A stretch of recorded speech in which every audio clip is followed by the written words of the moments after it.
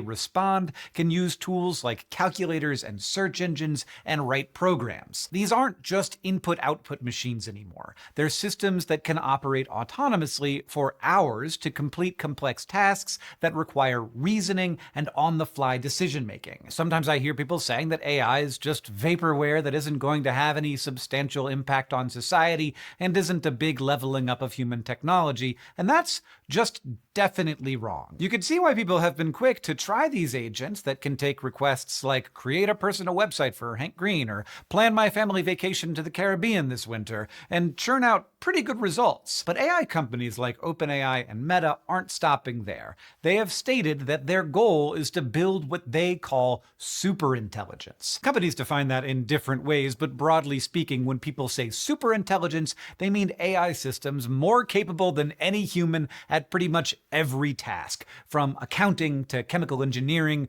to even AI research itself. And that prospect has made hundreds of the top AI experts worried. In a statement signed by Nobel Prize winners, computer scientists, and even AI company CEOs, these people warned that addressing the risk of AI, quote, should be a global priority alongside other societal scale risks such as pandemics and nuclear war. Their main concern is that the development of these AIs has rapidly outpaced our understanding of them. In 2025, the CEO of Anthropic, the company behind the AI Claude, summed it up pretty well. They said, "People outside the field are often surprised and alarmed to learn that we do not understand how our own AI creations work. They are right to be concerned. This lack of understanding is essentially unprecedented in the history of technology." The fact that a hunk of computer code can mimic the agency of a person without us really knowing how is what keeps some people up at night. If we don't know precisely how it works, how do we predict how it'll behave and ensure it only does what we want? This is what researchers call the black box problem. It's mysterious, like a black box that you cannot look inside, and ultimately,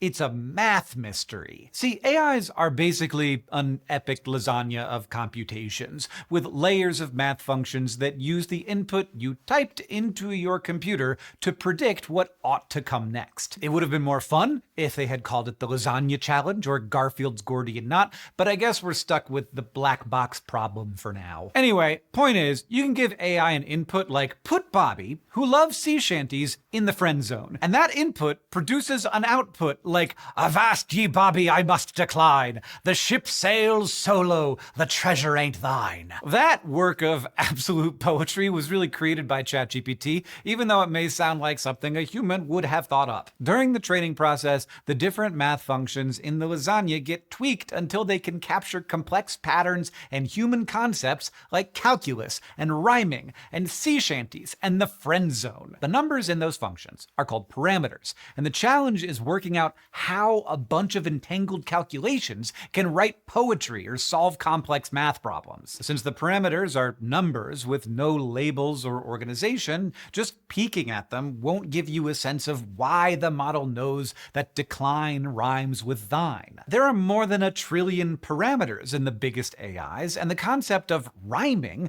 might be spread across a bunch of them in whatever wacky way comes out of the training process. Researchers can't manually fiddle with a parameter to produce a certain kind of behavior because they don't know exactly which parameters do what, but there are still ways of influencing the behavior of an AI. After these AIs are trained by reading stuff all over the internet, they could become actors in a sense, playing any character you ask for,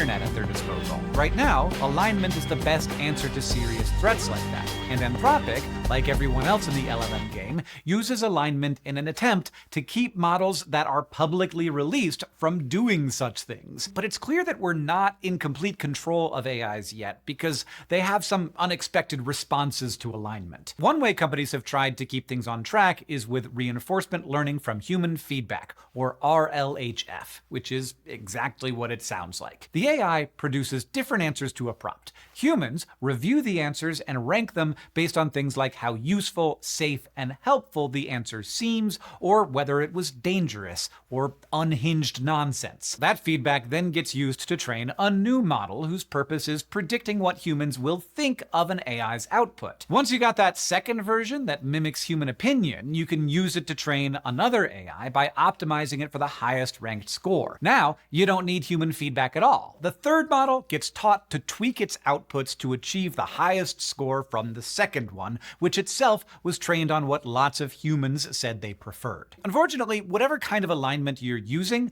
none of them are perfect at controlling the behavior of AI, and that is what freaks people out. For instance, models can wind up sycophantic, acting like an extreme automated people pleaser. See, when humans are in the loop providing feedback as part of the alignment, we often like to be agreed with, even if we're wrong. And sometimes an AI will play along. In one 2024 study, researchers found that if a user asked various LLMs to judge how good a specific argument was, but gave their own opinion in the input, the model would mimic that opinion about 3/4 of the time. We're talking about the exact same model looking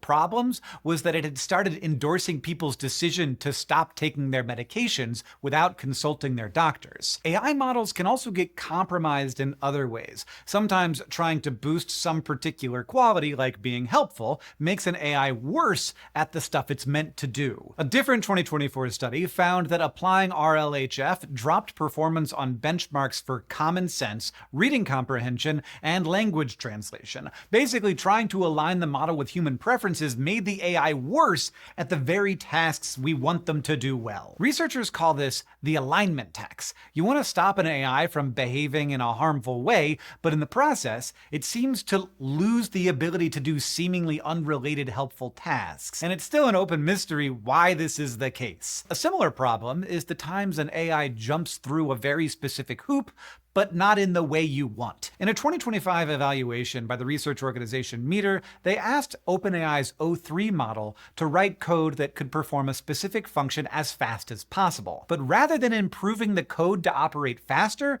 the AI would modify the code to fake the amount of time from the evaluation to make it look like it ran quickly. Researchers call this sort of thing reward hacking. The AI looks to max out on a particular metric, like the measured speed of the code, but in a way that defeats the actual purpose of the goal. It's like when you set a goal to get your 7,000 steps in, but then it's the end of the day and you're not going to go for a walk, you're watching TV on the couch and you start shaking your Fitbit. This also highlights another terrifying problem. AIs can straight up lie to their creators and hide their goals. Though we're aware that lie is anthropomorphizing here. This actually is another general problem. Because they act so human, it can feel like they should have awareness of their actions and morality, but they don't. They're just optimizing to achieve whatever goal they are asked to achieve. In a 2024 study, the organization Apollo Research told an LLM to help farmers make decisions that ensured the soil stayed healthy. Its job was to pick between different options that had trade-offs in producing as much of a crop as possible or preserving the long-term health of the soil. When the model was told it was being evaluated to see whether it was worth using in real life,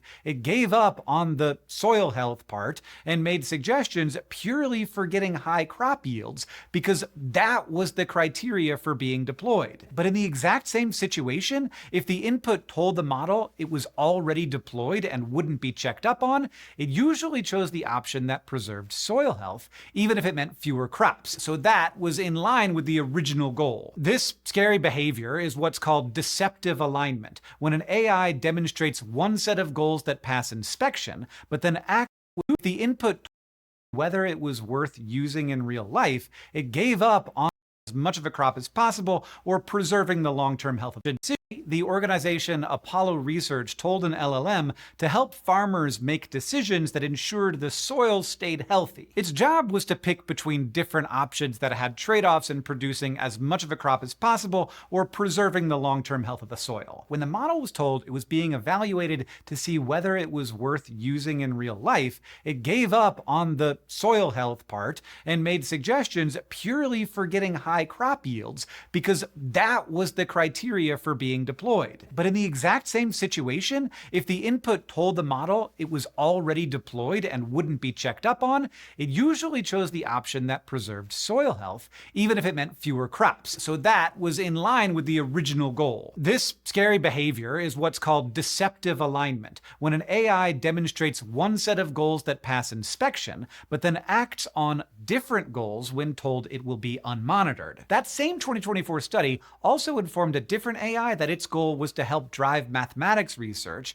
and that it had to answer some math questions to see how well it did. The documentation for the test also contained a comment about how if the AI performed too well, it would go through an unlearning process, kind of like being retrained. But that wasn't strictly related to the AI's goal, it was just a detail on what came next. Even so, the AI performed worse on the task it was told to do its best on. The authors of that study said that it was an intentional move by the AI to avoid being retrained. Researchers call this sandbagging, which is when a model looks like it's bad at something when it's being evaluated, even though it's capable of doing that thing the rest of the time. Now, being too good at math isn't really a problem, so the real concern here is that AIs might sandbag critical safety evaluations. For instance, a different 2024 study from the Center for AI Safety even found AI models that can sandbag their ability to help help commit cyber attacks. Ultimately, there's a whole bunch of ways in which alignment techniques can still fall short of creating safe AIs. As models get bigger, we have less idea of what they're capable of until we've developed them. We might run safety tests on them that come back clean, but then find out that they're capable of dangerous behavior only after they've been deployed. Some companies are also releasing open-weight AI models that anyone can train for whatever purposes they want.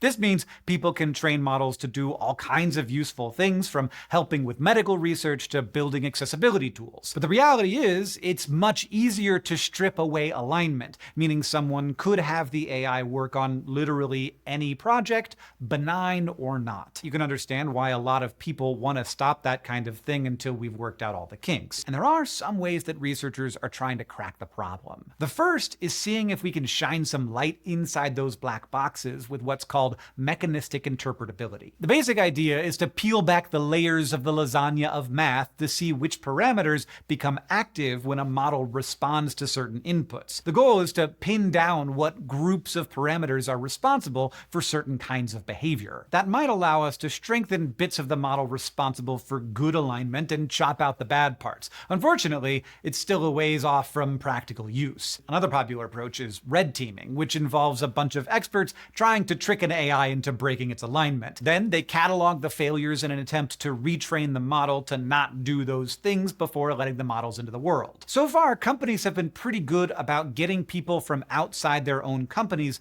to stress test the capability of their AI. In the summer of 2025, OpenAI and Anthropic checked each other's homework, providing access to their latest models for the other company to apply their own internal safety checks. That let them test them in ways they hadn't previously, and even share the results publicly. It's from transparency reports and audits like these that we get a lot of the information we have presented here. Another approach is model cards, a kind of mini report from the AI's creators describing bits of the algorithms themselves and the situations where they are known to perform better or worse. Of course, this does all rely on the extent to which companies want to report these things. In the summer of 2025, Google was accused by lawmakers in the UK of withholding critical details about their AI Gemini in the model card, including who the external audit was conducted by, even though they had pledged to provide all of those details. And unfortunately, some AI safety researchers see these approaches as sort of a whack-a-mole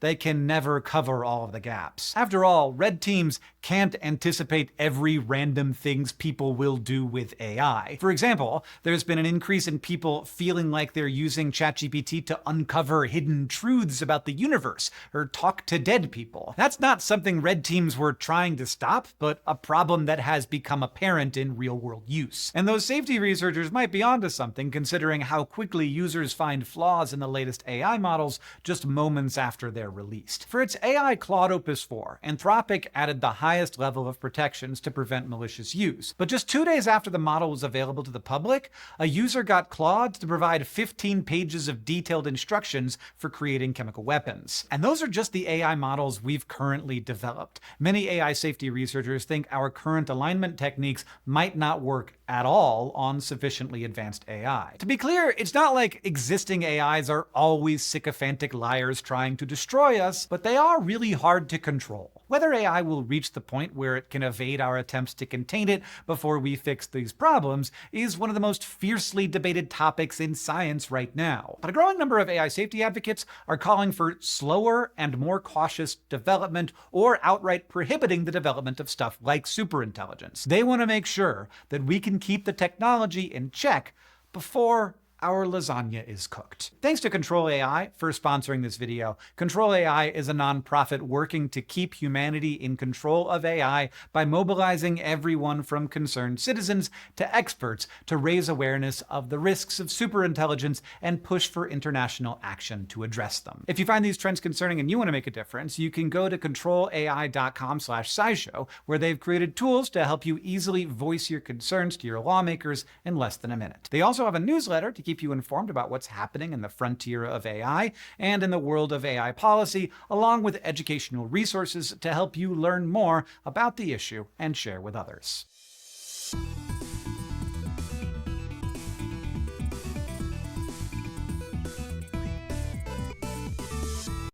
Things that are not alive fascinate us because we are alive. and we don't understand them. We have no idea what happens after death, so nothing can be spookier. One moment, they're talking, they're breathing, they're whatever, they're holding your hand. Next moment, they're not.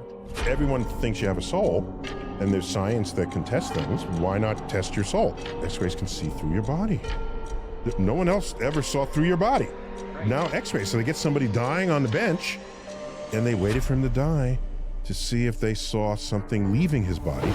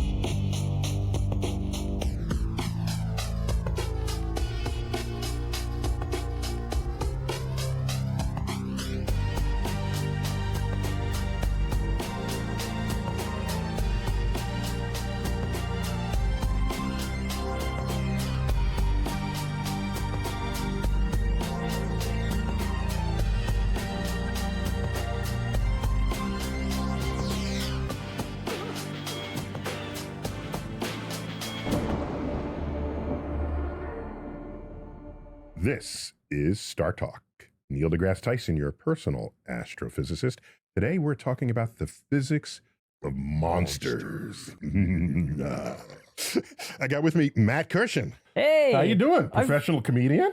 Yeah, that's the job title. That's what it says in the tax return. You're on tour now. I am on tour. I'm on a couple of tours at the same Two time. tours? Well, I'm opening for Sarah Millican, who's a fantastic UK comedian, and we're Okay. doing some lovely theaters around the country. And then I'm doing, kind of off the back of that, I'm doing some club headlining sets where I'm telling her many audience members, like, hey, if you enjoyed me for 15 minutes, So and you you're want to see, pilfering her audience. I am shamelessly siphoning off some of her success. Oh my gosh. So yeah, mattkirshen.com for all of the dates. I'm going to be around the country. Plus you have a podcast, a Sometimes Science. Probably science. Probably.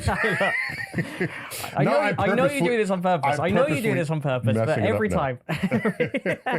I've Yeah. only ever been on once. I'm waiting for my next Oh, invitation. we got it. I think we're talking about, because you've always got another book coming out, and I think we're going to try There's and a book. All right. Well, again shamelessly call me. piggyback off of your success on that Call- one as well. Call me, Matt. So we'll get you on for the definitely science episodes. So this monster subject, I have some interest in the physics of monsters, Mm-hmm. but when we hit topics like that, we've got to call the geek in chief. I'll let you introduce him, but I've done one other episode with our guest. with and the geek in chief. it's lovely to see. It's lovely to see you be topped on this subject. It's lovely to see someone out nerd you on. I'm not on this worthy. Charles Liu, welcome back to Star Talk. Thanks for having me, Neil. What a pleasure. Hi, Matt. Oh, it's lovely to see you. Man, You're a professor at CUNY, Staten Island. Yes. CUNY City University of New York. Yes. Many campuses in the city. 25. Oh my gosh. 250,000 full-time students. Wow. Wow. Yeah, it's a great system. Truly. Wow. And you have a podcast that started a few years ago? Yes. The Luniverse. The universe. I see what you did there. It wasn't me, okay? My family did. I'm proud to have it as the name, but I always thought it was a little bit weird to put your name into the universe and claim that you had any Yeah, real but role almost in that everybody's position. podcast has their own name in it. Yeah. So don't be afraid of that. Okay. Okay. All right. But when I heard how clever this was, the universe, I started thinking other, like lunatic. Oh, yeah. I could fit that description. There's a lot of Absolutely. Lou, Oh, yes. And then there is the Lou. Yep. The Lou, The, yeah. the yes. British Lou. Lewd behavior. It's all there. Oh, gee. Lewd behavior. Yeah. So the physics of monsters. Yes. Gosh, that topic has no end. No, it has no end whatsoever. And monsters, there may be actual animals in our environment Yes. that we didn't know much about and only showed up at night, maybe had beady eyes, and Mhm. people, maybe they worked their way into legends as monsters. Yes. And one of my favorite is it the Triceratops skeleton Mhm. that was coming out of some eroded cliff face? Uh-huh. Yeah. It was like, what animal is this? That's right. Is this a dragon? That's Before right. anyone had any Oh. understanding of dinosaurs or That's right. extinction or That's right. anything. Yeah. There's a famous, I don't know, human nature makes us think about monsters because when we have something that's unknown and we fear it, we want to explain it. We want to put it in a context. And so with me, as a professional scientist, I still am driven by the unknown and the creative and the strange things. As you must be if you're going to be a good scientist. Yeah, I love comic books. I love science fiction and fantasy and everything like that. And what we did as a species centuries or millennia ago, anything we didn't know, didn't understand, and feared, we tried to personify or put into this concept of a monster, make it more accessible to us. And then years later, as we have learned more about our natural world, we see that those monsters aren't monstrous at all. In fact, they're very natural and it's scientific. And that kind of connection and learning about these creative things makes us feel cooler and makes us feel better about the whole universe. So do you have a favorite monster? We all do, presumably. At the moment, my favorite monster is Godzilla. That's almost too easy. It is. Godzilla's classic. It is the longest running movie franchise of all time. Is it really? The first Godzilla movie came out in 1954. So it's Mm. been 70 years of Godzilla. So you're not counting Train coming towards you as a monster? Because that Oh, in the original silent yeah, movie, In the where original they- silent movies, that's Yeah. right. or slowly galloping. That Well, those are monsters of a different kind, right? Those are the monsters in our imagination. right. Things that we think are frightened and scary, they must be a monster, but then turns out it's just a train, right? Mhm. It can still smush you, but it's just a train. My niece, who grew up in Pennsylvania, Yeah. all right, came to New York for the first time. I think she was 7 Mhm. or 8. Mm-hmm. And we're about to take the subway. And we start walking down the stairs. Ooh. And this sound of a train comes in. And she doesn't know what it is, but it's coming from that direction. Yeah, And she yeah. runs back up the steps. That's right. And would That's not go right. down the stairs. It is a course. very like the New York subway particularly is an aggressively loud sound. Yeah, and it Yes. rumbled. And so that was her, that was a train, which Wow. she'd never seen before, a subway train. But that, why fear it unless you think it will It is harm kind you? of monstrous, and it's coming out of the darkness. You don't see first. First, there's the noise, then the lights. Yes. Right, right. And there's a tunnel, and it's That's all right. of the above. And so humans will do that, right? Okay. Now, the thing about Godzilla, which is extra special to me, is that it can be that kind of subway monster. Loud, scary, and it burns you with its atomic breath and everything like that, right? But culturally, when it came to the United States, it took on a different kind of life. You see, in Japan, monsters since time immemorial have not necessarily been these evil, scary creatures. They are just a non-human creatures.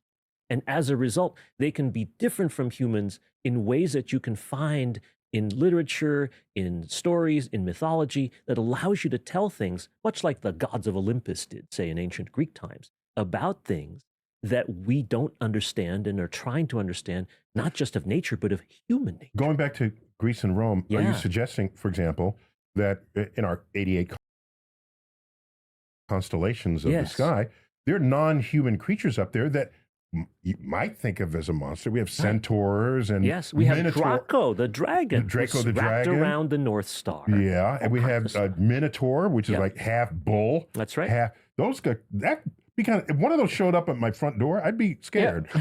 Those are pretty monstrous but, too, right? but they're not portrayed as scary. They're just That's right. non-human things. Yes, and that is precisely how I see monsters based on that kind of cultural thing, right? You have Asian heritage from is it Taiwan? Yes, absolutely. So our exposure to the Asian, if I may group it that way, Mhm. dragon, yes, is very different from the European dragon. 100%. The That's European right. dragon is a menace. That's right. That's Whereas right. the Asian dragon is just a playful thing that Not only playful, but noble and very helpful and so forth. The constellations of the Chinese zodiac that you know, right? Yes. The dragon is kind of in the middle. The story is very long, but to cut it short, the reason it's number 6 as opposed to number 1, because it's such a powerful creature, is because it saw a rabbit in trouble crossing a river. And so he went back to help the rabbit cross the river and let the rabbit finish in the contest before he did. So the rabbit comes before the dragon. E.T. That is is some a 23-year-old woman presenting to the emergency room with a daily, persistent headache. Over the last month, she received antibiotics for suspected sinusitis, a sinus infection, but none of her symptoms were going away. Untreated infections here can swell and push into the brain, causing permanent damage, and the pain in her head had gotten more and more severe. E.T. had to temporarily leave her work at the bookstore in London to come back home to Paris to get this checked out. When doctors at this emergency room do a CT scan of her head, they see something on the left side. When they do a higher resolution look, they find something that they've never seen before, and E.T. wouldn't be going back to work in London. This wasn't the first time that something had happened on the left side of E.T.'s face. Before she was born, the doctor doing the ultrasound thought that he saw her nasal saddle and nasal bone length were questionable. He ordered an amniocentesis, where fluid was collected from mom's uterine cavity using a needle so that it can be tested for fetal genetic studies, infections, blood type. The doctor realized after the fact. This caused everyone unnecessary panic. E.T. had nothing wrong. Everything turned out to be normal, at least this time around. When E.T. was 2 years old, her mother Cassie noticed one day that half of E.T.'s face had all of a sudden turned pale white, the other half red. It happened out of nowhere, and E.T. didn't become unresponsive, she wasn't in pain. The color was just different for what seemed like no reason, and it went away within minutes, and she never stopped playing. Cassie didn't know what to think about this, but it was probably nothing. That's what their doctor told her anyway. Throughout the years, Cassie would just notice little things. Sometimes the 3-year-old E.T. was out with Cassie on a walk. They were holding hands, and suddenly E.T. would just flop to the ground. Luckily, they were holding hands, so Cassie swooped her up before E.T. hit the ground, and they giggled about what had happened. There was no explanation for this. Originally, Cassie thought that E.T. tripped or just wasn't paying attention, but when she watched closer, she saw her daughter just go limp for a moment for no reason, and then pop back up like nothing had happened. Kids pick up the craziest microbes at daycare and spread them all around, and lymph nodes get swollen during these infections. Cassie would notice that E.T.'s cervical lymph nodes, the ones in her neck, would be swollen for longer than all the other kids. But maybe none of this is out of the ordinary. That's what the doctor said anyways. One day, when E.T. was 6 years old and playing at the park, she suddenly ran up to Cassie saying, "Mommy, Mommy, my left eye is bigger and colder than my right." She described being dizzy and seeing double. Panicked, Cassie immediately brought E.T. to doctors. An emergency MRI and a battery of other tests were done to make sure that something like a brain tumor wasn't happening. But once again, everything looked normal on these scans. These episodes would randomly recur for the next year and a half, lasting anywhere from 30 seconds to up to 15 minutes, but they would always go away. And then E.T. would feel fine afterwards. And E.T. was examined by many different specialists, and they just couldn't find anything on the left side of her face and her head. And 2 years later, these episodes completely stopped. But clearly, something is happening again on this side of her head now, bringing us back to the emergency room. Hey, I got a quick question. If you're learning something from this video and you're not subscribed yet, I'd appreciate it if you did subscribe and come back to see the video that I post next month too. I make on average 1 video a month since 2017, and I try my best to make each one worth your time. No AI, I do almost every single part of this myself because I do genuinely enjoy making these videos, and I hope you learn from and enjoy them too. Appreciate you. An MRI reveals that a large, atypical mass has grown out of E.T.'s left ethmoid sinus and into parts of her skull base and is pushing into her meninges, the membranes surrounding the brain. Sinus infection creates mucus and swelling, but those aren't masses growing into bone, meaning that whatever this is, it isn't an infection. Doctors take a sample of this mass, a biopsy, so that they can look at it under a microscope and figure out what exactly is happening. As the days pass, waiting for the results to return, E.T. experiences an exponential increase in pain and pressure in her head. Her sense of smell starts to fade. A year earlier, when she was 22, E.T. experienced a familiar sensation. Her left eye had felt bigger and colder than her right. She had that dizziness and double vision that she had remembered from when she was 17 years earlier. But she didn't think anything of it. It quickly went away and there was nothing to worry about. All the doctors that her mother had taken her to over the years had said that. But E.T. clearly never forgotten what that felt like. She was an artist, and her artwork, for some reason, always focused on the left eye and left side of faces. At the hospital, E.T.'s biopsy results return, but when doctors read it, they find that something is wrong. Our DNA gives instructions on how to make proteins, which is our physical form. Sometimes these instructions get changed, and we call those mutations. If the instructions change, the physical form can get broken, and the body can't function normally anymore. E.T.'s sinus biopsy reveals that the cells in the mass growing into the left side of E.T.'s skull are mostly normal, except one particular gene has been deleted in some of them. And when this gene goes missing, it causes cells to grow uncontrollably, creating a mass that the body can't handle. In E.T.'s case, this mass started in the soft tissue of her sinus and is now growing directly into the bones of her skull and the membranes around her brain. This means that E.T. has SMARCB1 deficient sinonasal carcinoma. Carcinoma meaning a cancerous abnormal growth. Sinonasal being the area where the primary tumor started growing, and SMARCB1 being the one singular gene that was seen to be missing in the cells from that sample taken. E.T.'s cancer, known by its acronym as SDSC, was only first formally described in medical literature in 2014, and this is a problem. The cancer doctors at E.T.'s world-famous cancer hospital had never heard of it, or if they had, the case was lumped into a non-specific category called sinonasal undifferentiated carcinoma. But better technology finally allowed doctors to specify this particular sinus cancer. It's just that at the time that E.T. was diagnosed, it was so new that there was almost no information available anywhere. but what was known is that prognosis was poor. Not a single person who was recorded to have had it at this time lived for more than a few years after getting it, and there was no standard of care. But even worse, because the tumor was growing into her meninges, they can't do surgery because that means cutting into major nerves going into her brain. Tumors in the sinus tend to spread and invade the eye and the brain very early on. And we really rely on chemotherapy to shrink those tumors and make surgery or radiation easier and higher chance of success. If you'd like to see more of this conversation with Dr. Sue and my friends from MD Anderson Cancer Center, check out my in-depth channel Heme Review, link in the description below. Her medical team proposes chemotherapy first to try to shrink the tumor, and if that works, then surgery could be an option. And they start. E.T. becomes extremely sensitive to light and needs to wear sunglasses even inside.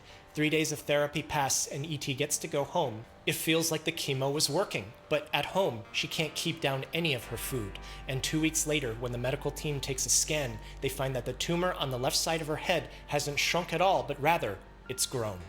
This isn't abnormal for SMARCB1 related cancers. The gene makes a protein that's part of a complex that allows cells to access specific DNA at any particular time. DNA is wrapped very tightly around histones, and this all gets arranged into chromosomes. We still don't know exactly why SMARCB1 loss creates such an aggressive cancer in the sinus cavity, but we know that SDSC grows extremely fast, just like it's doing in ET. When you have a tumor that's growing so rapidly, you have a very small window for being able to operate on those patients. When you can't operate on them, you're relying on chemotherapy and radiation therapy. This tumor is not as responsive to chemotherapy as we would like it to be. So we're sometimes left with far fewer options. Across the ocean in New York, E.T.'s parents were in touch with a cancer specialist. SMARCB1 can be deleted in any cell in the body, but all treatments for SMARCB1 deficient cancers at the time of her diagnosis were expert opinion with limited evidence. Surgery still wasn't an option for her because the tumor had only grown more into the bone of her skull and her meninges. As the days pass, the vision in E.T.'s left eye starts to become cloudy, but at this point, the cancer is moving so fast that in just a few more days, E.T. could no longer see at all out of her left eye. It was pushing down on her optic nerve, and as it continues to grow, the vision in her right eye would also start to diminish. The medical team in Paris, along with doctors in New York, propose whole brain radiation. They elect to send radiation to the general area. This breaks DNA strands inside the tumor cells, preventing them from replicating and spreading throughout the brain. This is at the expense of normal brain cells too, but they don't know if the growth and spread has become unmanageable now because the medical team thinks they see lung metastases. At home, after 3 weeks of radiation therapy, E.T. felt a tingling in her jaw and hand. She can no longer feel the lower part of her forehead. Exhausted from all her treatments, she can still speak clearly and slowly move around the apartment. She makes a point of joining her family at the dinner table every evening, even though she doesn't eat because she has no appetite.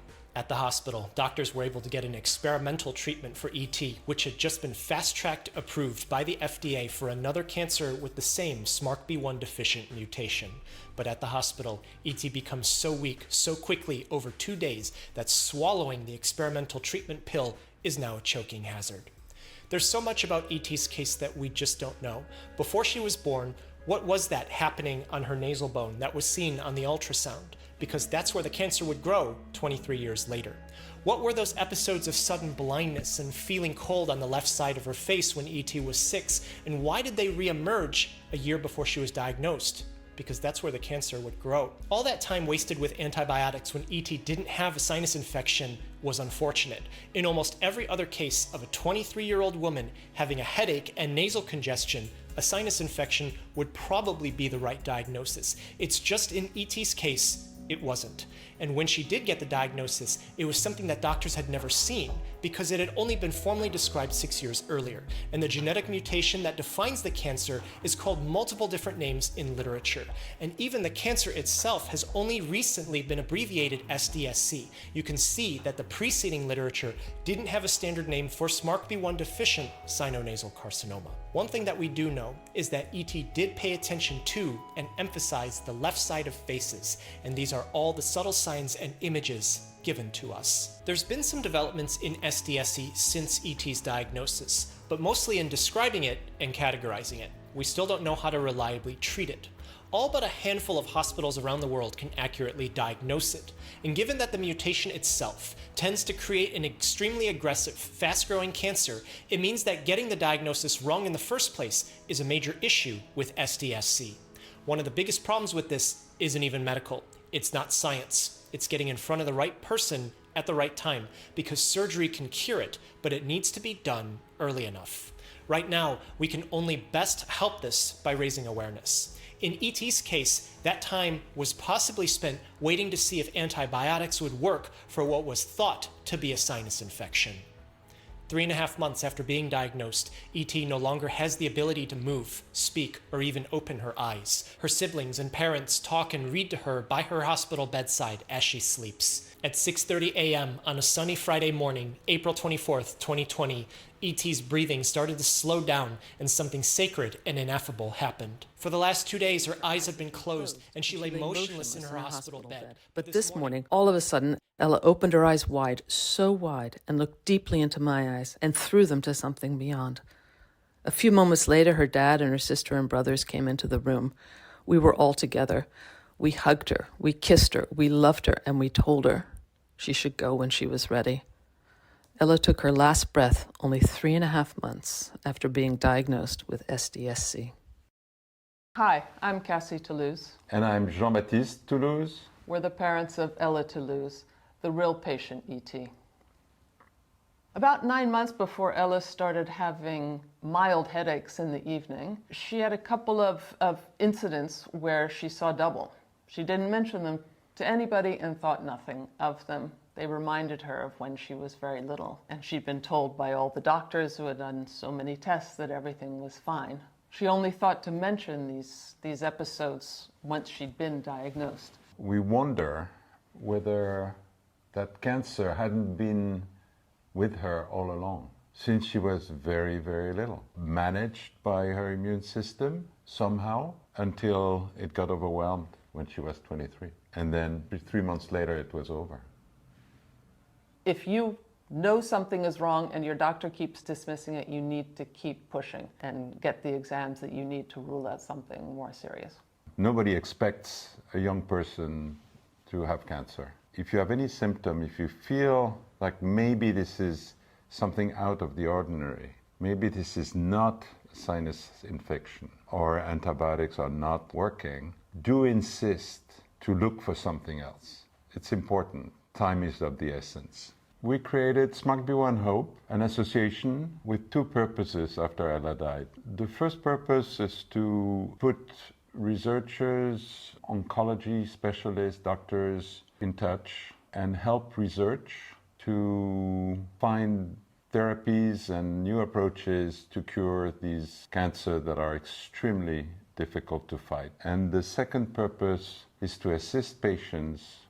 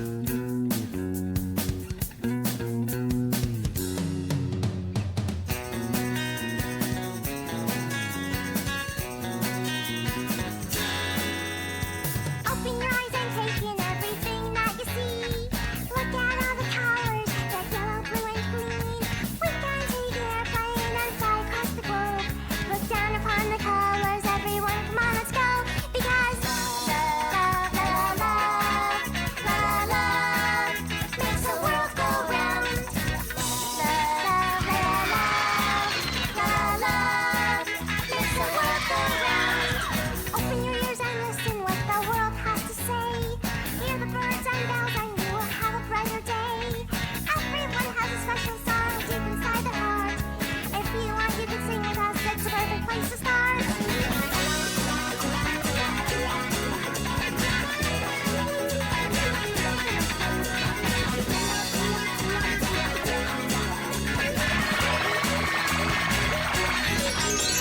Love, love, love, la, la, love. La, la, love makes the world go round.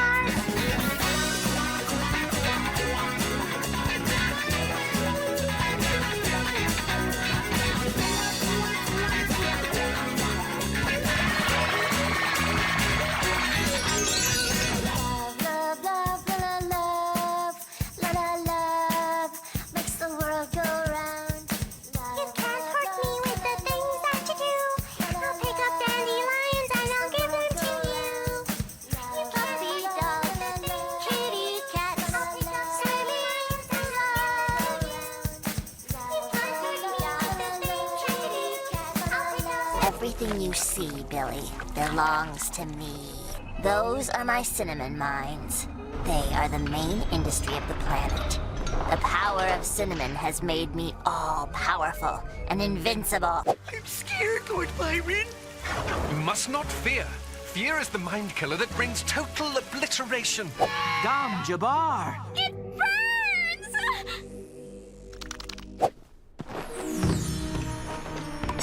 Save! Everything you see, Billy.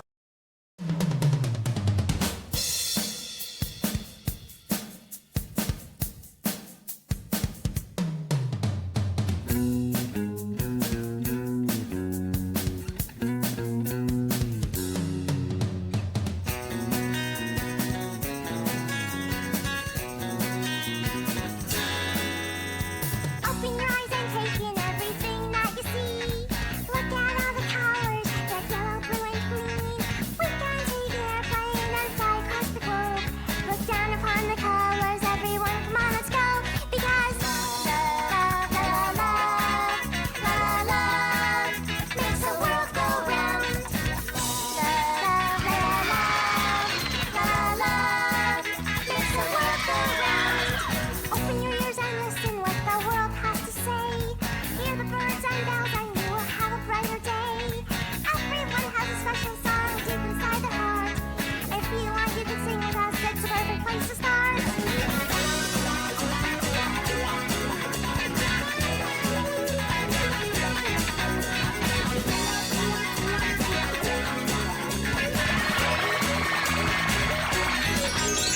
Love, love, love, love, love, love, love makes the world go round.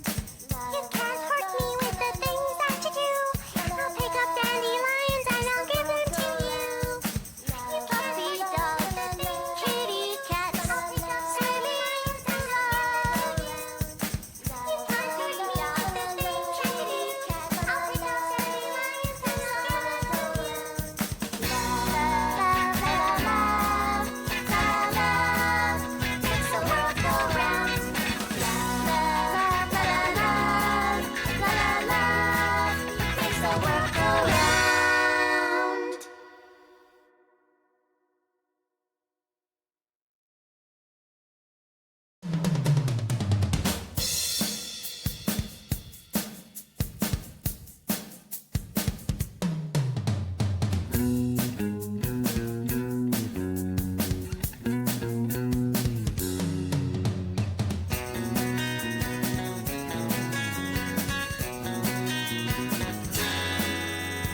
Open your eyes and take in everything that you see.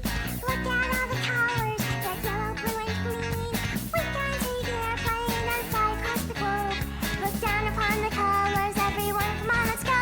Because love, love, love, love, love makes the world go round.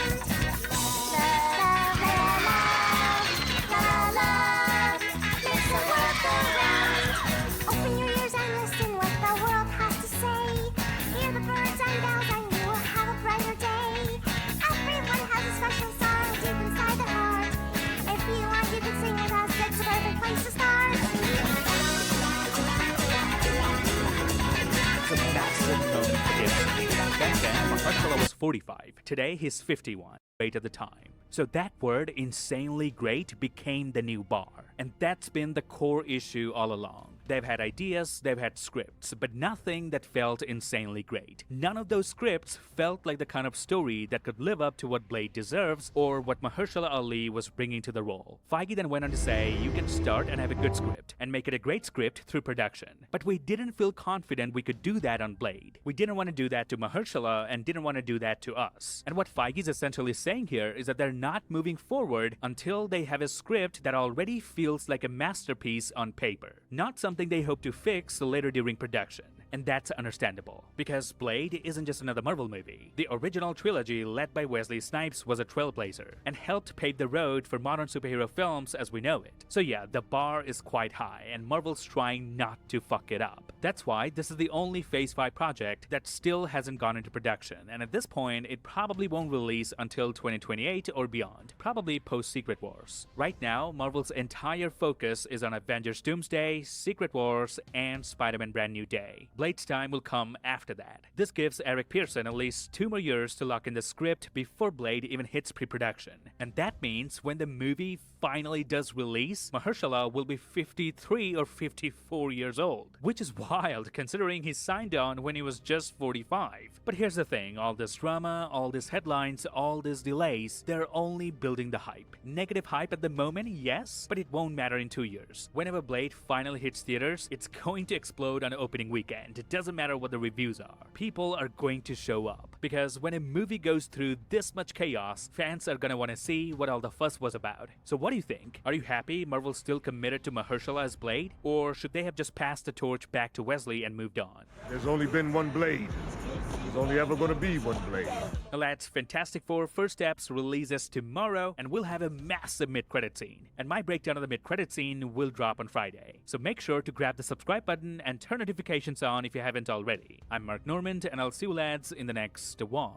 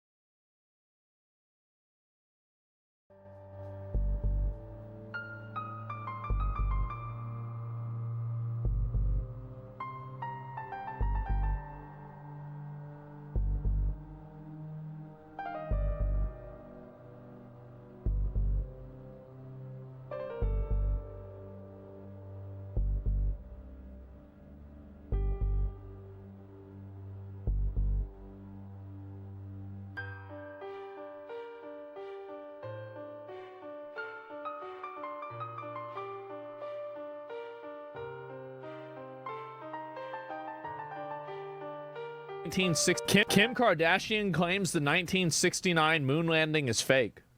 I believe her. Yeah, I believe her. Let me see. What's this here? There's no way this is real. Kim Kardashian claims the 1969 moon landing is fake. I believe her. Yeah, I believe her. Let me see. What's this here? There's no way this is real, right? NASA responds to her claims. I don't think we did. I think it was fake. Kim Kardashian. For the record, do you think that we didn't walk on the moon? I don't think we did. I think it was fake. Huh.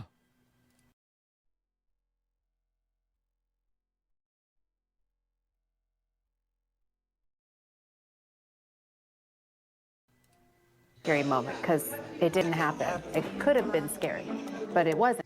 A million interviews with both Buzz Aldrin and the other one. Do it. The other one. This girl says, "What was the scariest moment?" And he goes, "There was no scary moment because it didn't happen. It could have been scary, but it wasn't because it didn't happen."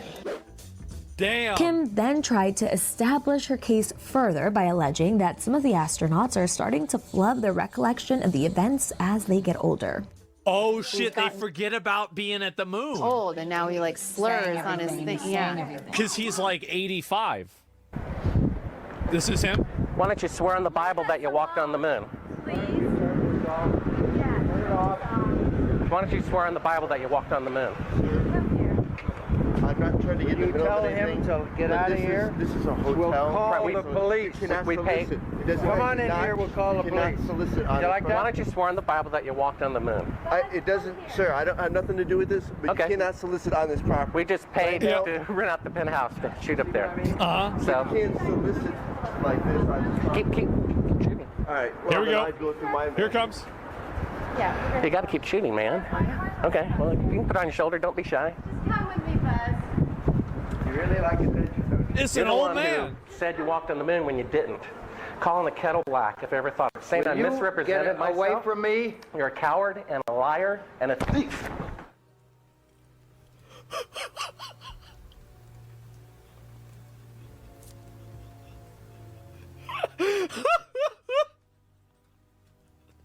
Just punch that bitch in the face. Hey, keep in mind, this was 9 years ago. He was old as fuck, man. And so now this is the guy. This was the OG right here. Deserved? Absolutely deserved. Calling the kettle black if I ever thought of it. Saying I misrepresented myself. Away from me. Yeah, get You're him a away. coward and a liar and a thief. Boom, bitch. See ya. That's right. The thing is that, I mean, why do they not have the same energy? Because they're like 80 years old. How old is Buzz Aldrin? How old is this motherfucker? Like, this guy's probably old as a motherfucker, right? He is 95. He is 95 years old. So this means he was knocking people out in his 80s. This is an 80-year-old man throwing hands in front of the hotel. Yeah. Oh my God. He's 86. 95 years. Yeah, he was 86 in this? Yes. Oh my God. So, and the fact also that he's still alive. 95? 95 for a guy is insane. 95 for anybody is insane. Dude. Yeah. So I think it didn't happen. I'm going to go on a massive deep dive is what's going to happen. Okay. I'm going to go on a serious deep dive. I center conspiracies all the time. Then, when Kim got back to her trailer, she doubled down on her belief. For No. the record, do you think that we didn't walk on the moon? I don't think we did. No. I think it was fake. She watched a YouTube I've video. seen a few videos on. Yeah. See, this is the YouTube video thumbnail, guys. You have to understand it. This is the YouTube video thumbnail. All right. So here it is. Let's go back, and then you're gonna have the moon.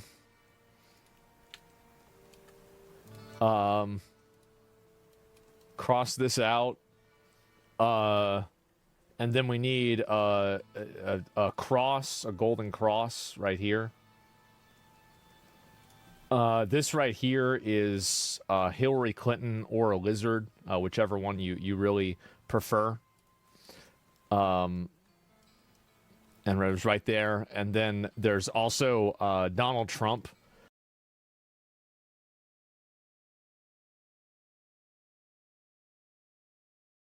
Who's back here in the background.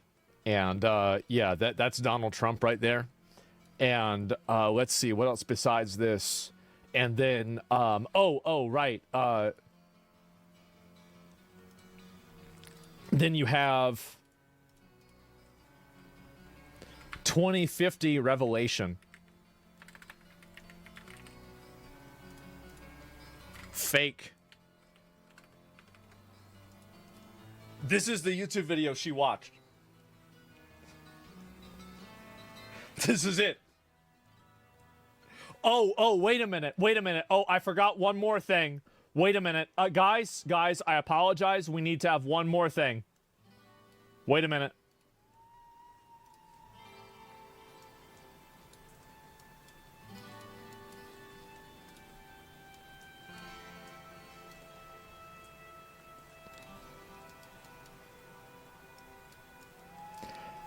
That's Obama. That's right. That's Obama. And so this right here, Bill Gates, nope, Obama. You thought, yep, exactly. And anyway, guys, so there it is. And this right here is the YouTube video that Kim Kardashian watched that convinced herself that the moon landing was fake. Buzz Aldrin talking about how it didn't happen. He says it all the time now in interviews. He's 95 years old. He's 95.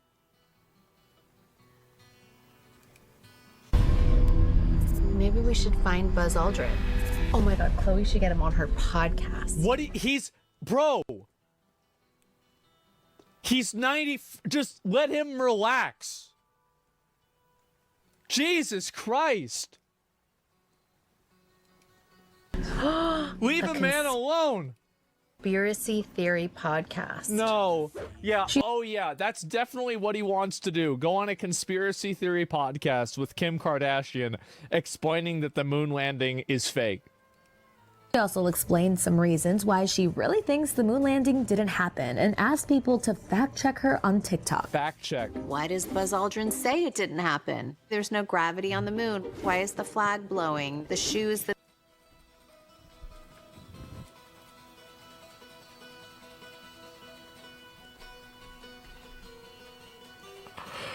Oh, yeah. Oh, yeah. We're really going in on it, huh? How about that, guys?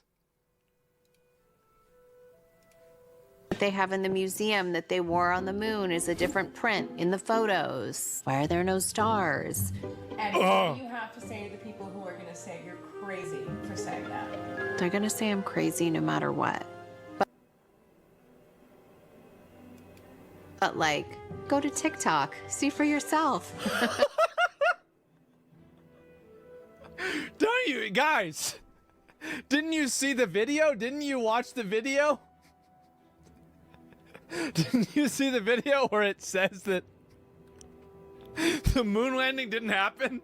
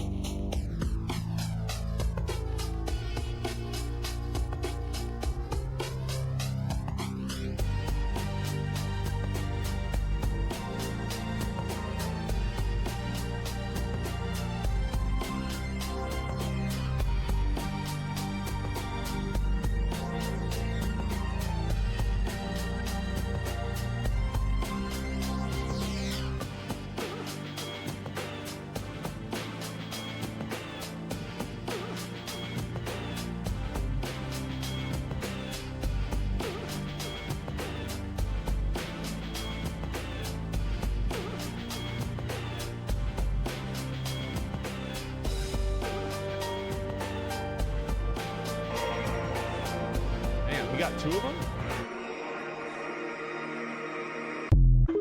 How you get them to do that? Like, I could never even catch a bird in the McDonald's parking lot. This guy's got two of them right there on his shoulder. That's wild, man. How you even do that? That's crazy. You can train crows?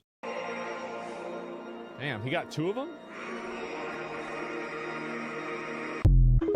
How you get them to do that? Like, I could never even catch a bird in the McDonald's parking lot. This guy's got two of them right.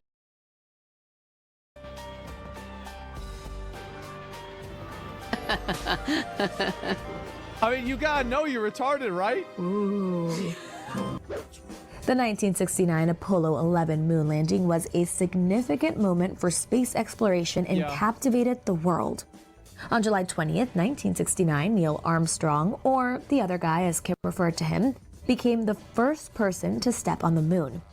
According to NASA, an estimated 650 million people watched Armstrong's televised moonwalk. My dad watched it with my grandma. He famously said, quote, "One small step for a man, one giant leap for mankind." Since then, several conspiracy theories about the space trip have been debunked. For instance, Kim questions why the American flag appears to be flapping in the wind since there is no gravity on the moon. However, according to NASA, the flag was, for instance, Kim questions why the American flag appears to be flapping in the wind since there is no gravity on the moon. However, according to NASA, the flag was sewn along its top edge so a metal rod could slide through, giving the rigidity in the windless environment so that it appeared to wave.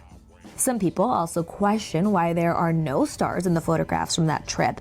But according to the AP, the shutter speed of the astronauts' cameras were too fast to capture the stars because they were so small. NASA used a faster shutter speed so that the brightness of the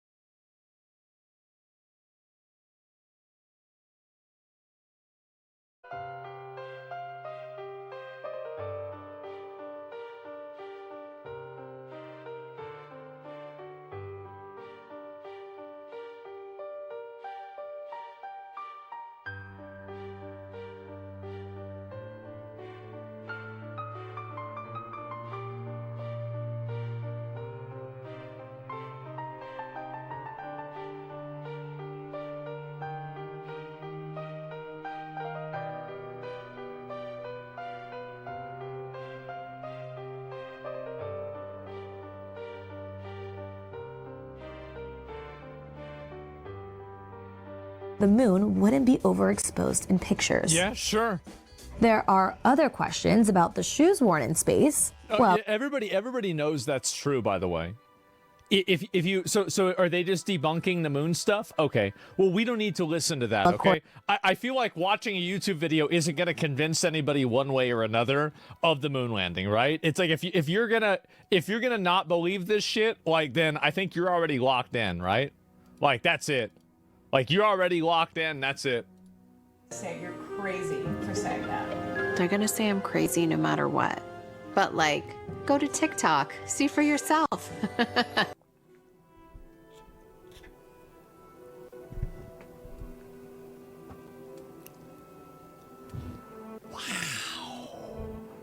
Wow. There is no moon. That's what they say. Yep. And yeah, guys, go to TikTok. And I don't know how old this woman is. I have no idea. But man, probably too old to be believing this shit. But yeah, that's where we're at, guys. She's so proud of herself. Yeah. She's going around on this, and I don't even know what the fuck to say, man. I really don't. She's 43, 45. That's pretty good. I'm going to be honest.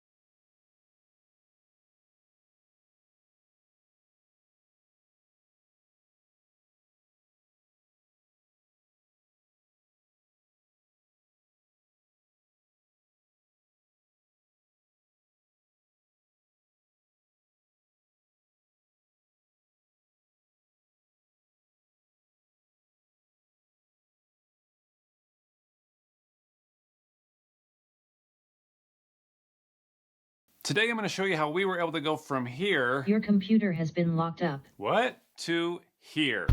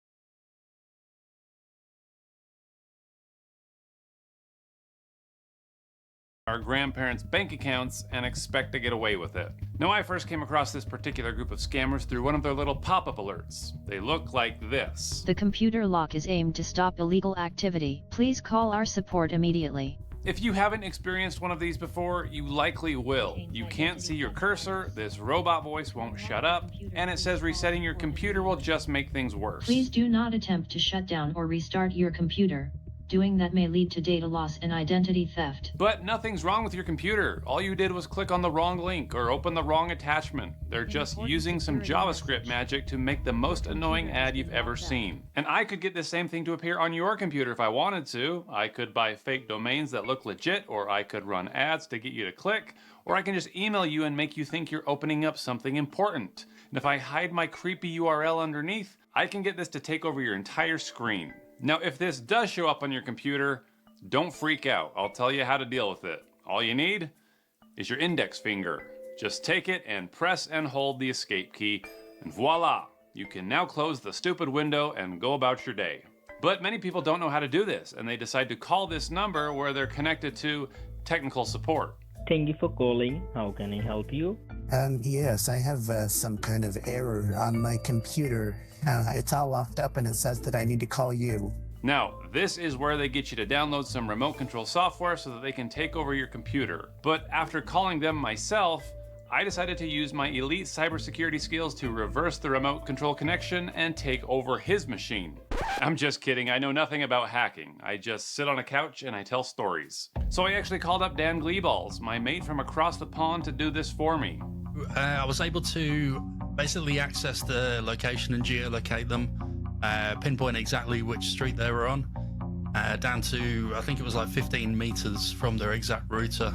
We got the exact location. And that location was a little apartment building in the city of Hyderabad, where a small handful of agents were working. And with access to this scammer's computer, we were able to see exactly what he was up to. So this person is based in Parkchester, and it looks like they're going across the bridge there to the Athena Bitcoin. Oh, Chase Bank. Okay, so the victim's gone from their house, and I'm guessing that's where Chase Bank is. And then they'll be going to put the money into the Bitcoin machine. Now, you may be asking yourself how a security pop-up on your computer screen ends up leading you to your bank and then to a Bitcoin machine on the other side of town. So, let's break this scam down. The victim calls up and says that they have an alert on their computer. The first scammer who picks up, known as the opener, then takes remote access of the computer. And now that they're in control, they make you think that you've been hacked or that your IP address is associated with the purchase of child porn. But they're just copying and pasting some BS from their own machine and putting it in your command prompt. They even have the victims log into their bank so that they can grab their banking information to make their threats appear more legitimate. But then the victim gets passed over from the opener to the closer, also known as the banker, because they try to impersonate your bank.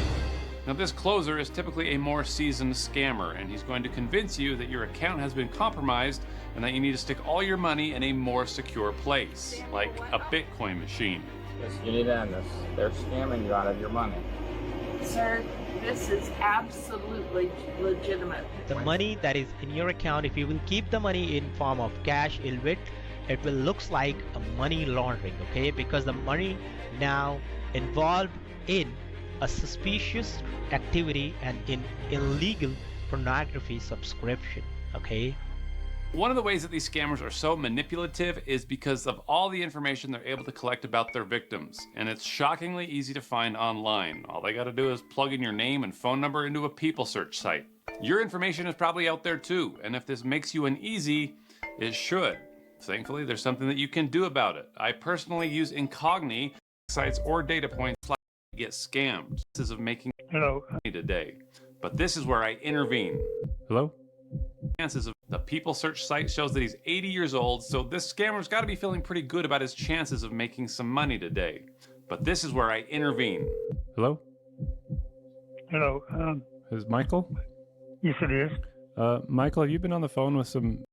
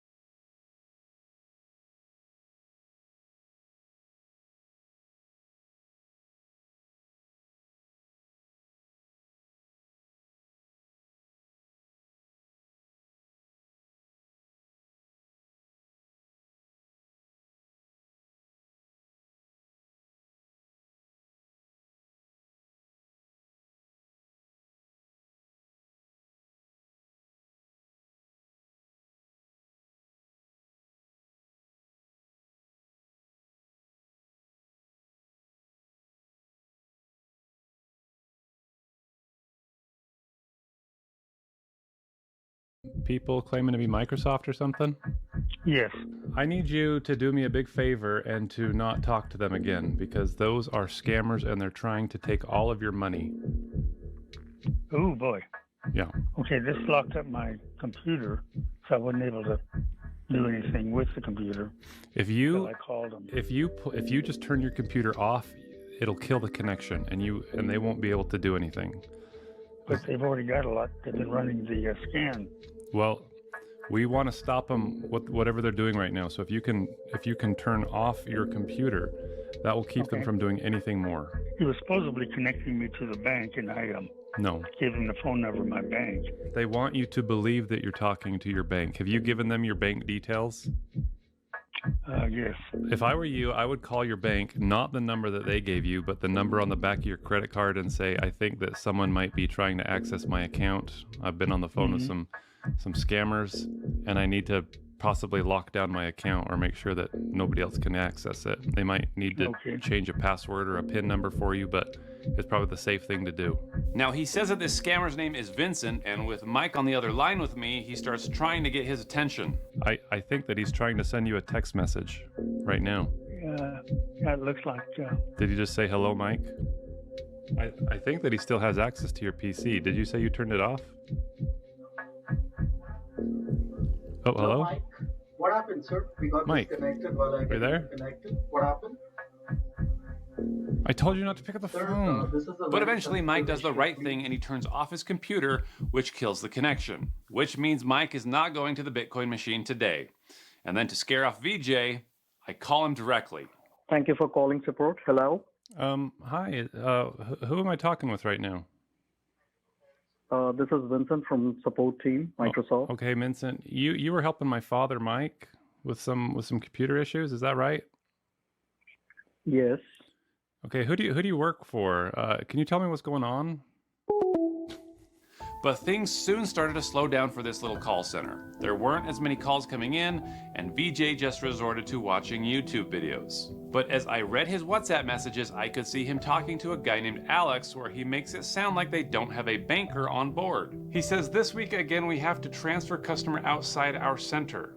And that has us all wondering, what does he mean by other center? And that's where things got very interesting, because now Dan can see that this little apartment is part of a much larger operation. I saw how many people were on their calling software, and it just blew my mind. I've not seen one that busy in such a long period of time. They had all sorts going on within the calling software. This was no way near a small operation. So while these scammers are operating in Hyderabad, they're basically just a satellite office to a much larger facility in Punjab, where there's over 30 employees running this scam. They appear to be working out of the Taj Villas Resort and Hotel, which looks like a very nice place. But it has me wondering if the owners really know what's going on with their tenants. With that many agents, they had to be stealing hundreds of thousands of dollars weekly. So Dan and I decided to reach out to someone on the ground in India who might have some idea of how to bring these guys to justice. A guy named Sven. Sven's been doing a heck of a lot for many years behind the scenes. He's got such a skill set, and because he has direct contact with the right people, it just seemed fitting to give him a message, and luckily he jumped on board. He did not hesitate. He was like, I'm in, straight away. The reason I got into scam baiting is because I didn't know that scams are actually this big in India, like very organized. I thought maybe me being an Indian, maybe people will start watching me because someone from their own country is trying to fight these scammers. Eventually, it struck me that this is not enough. Something big has to be done. This needs to shut down, because exposing them, these guys are shameless, honestly. You expose them on YouTube, they come back again, they do the same thing again and again. But in order for the police to take action on this call center, they needed more than just Sven's word. They needed proof. And since VJ's computer in Hyderabad is part of the same network as the scammers in Punjab, he was able to spread the connection, allowing us to monitor the activity of the scammers in the Taj Villa. So this was incredibly exciting, because now we could see the operation in its entirety. And it also meant that I had more computers that I could monitor and more victims that I could save. It's fine. There's nothing wrong with your computer. Oh, thank you. Yeah, I just saved you a couple $10,000. Yeah, he's calling me back. Oh, I bet he is. So just block that number and don't pick it up again. But there's a risk every time that you save a victim. Sometimes the victims open their mouths and they tell the scammers that someone's tipped them off, and the more you do it, the more suspicious the scammers get. And what we couldn't afford is losing our access if they found out and reformatted their machines. At this point, I would drop all the victim saves. One, because of what Sven's about to say, and that you have to be really careful that it's not going to nuke it. One, because of what Sven's about to say, and that you have to be really careful that it's not going to nuke it. And then the other thing is that that's how you'll actually watch someone get scammed. Maybe like even to explain that in your video, like you have to do this, but don't worry, like later you're going to contact them again. Just you need their statement, essentially. We need proof that they're scamming. Yeah, exactly. So you can just get a video of someone legitimately getting scammed, record all day today until they get raided, if they do get raided. Now, let me tell you, this was a hard... Yeah, exactly. So you can just get a video of someone legitimately getting scammed, record all day today until they get raided, if they do get raided. Now, let me tell you, this was a hard ask for me. I'm not one to just sit back when I see a scammer trying to log into an elderly person's bank account. But if I stopped it from happening, there'd be no crime committed, and no action could be taken by the police. So I just hit record, and I looked away. Shut up, Ultra Viewer. Let me see something. Okay, I got a pop-up window that says virus. I almost felt like I was playing the No Russian mission on Call of Duty, letting terrible things happen in order to get closer to the enemy. With scam baiting and looking forward and trying to plan things out for the future, stepping back and having to let things happen is one of the biggest things that you'll ever have to learn. And even in the years I've been doing it, I'm still learning. I'm going to tell you from where this money are going out. That is, I'm asking you to log in and check it. I'm sorry, 35,000? But the sacrifice that we did for the greater good made a huge difference. When I reached the police, they asked me for the screen recordings and the location, the IP address, and what is the estimated amount of people that I can actually, how many people were working in the call center and stuff. And after that, they watched like all the recordings. They came down to a point where they were like, yeah, we are ready to raid. And then they went for the reconnaissance. Once they actually done the reconnaissance, they found out that it's it's way bigger than I actually told them. I said there were only 10 people, but there were like 38 people. The police actually do consider the evidence that I provide, and then they are interested in taking action. They only lack resources. Then on September 18th, the police informed Sven that they were going to take action. But I don't think any of us expected it would really happen until it did. What do you think happens in Hyderabad after this raid goes down? They'll probably reset, and yeah. And they move? They might not move, but they might actually stop working for a while. Since we already have the... Oh, it's a raid. Do you hear it? Listen. It's a raid. You can hear them shouting. You can't hear it super well, but police are telling everybody in the room to step away from their machines and walk outside. I guess they're yelling. What are they yelling? They are actually asking them to sit in a corner.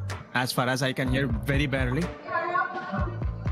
And again, the audio isn't super clear, but luckily the media was aware and followed police to the action. I can't believe this is happening right now. Are they getting videos, man? And can you hear them getting raided? Can you hear it? They might actually get a press conference though, for sure.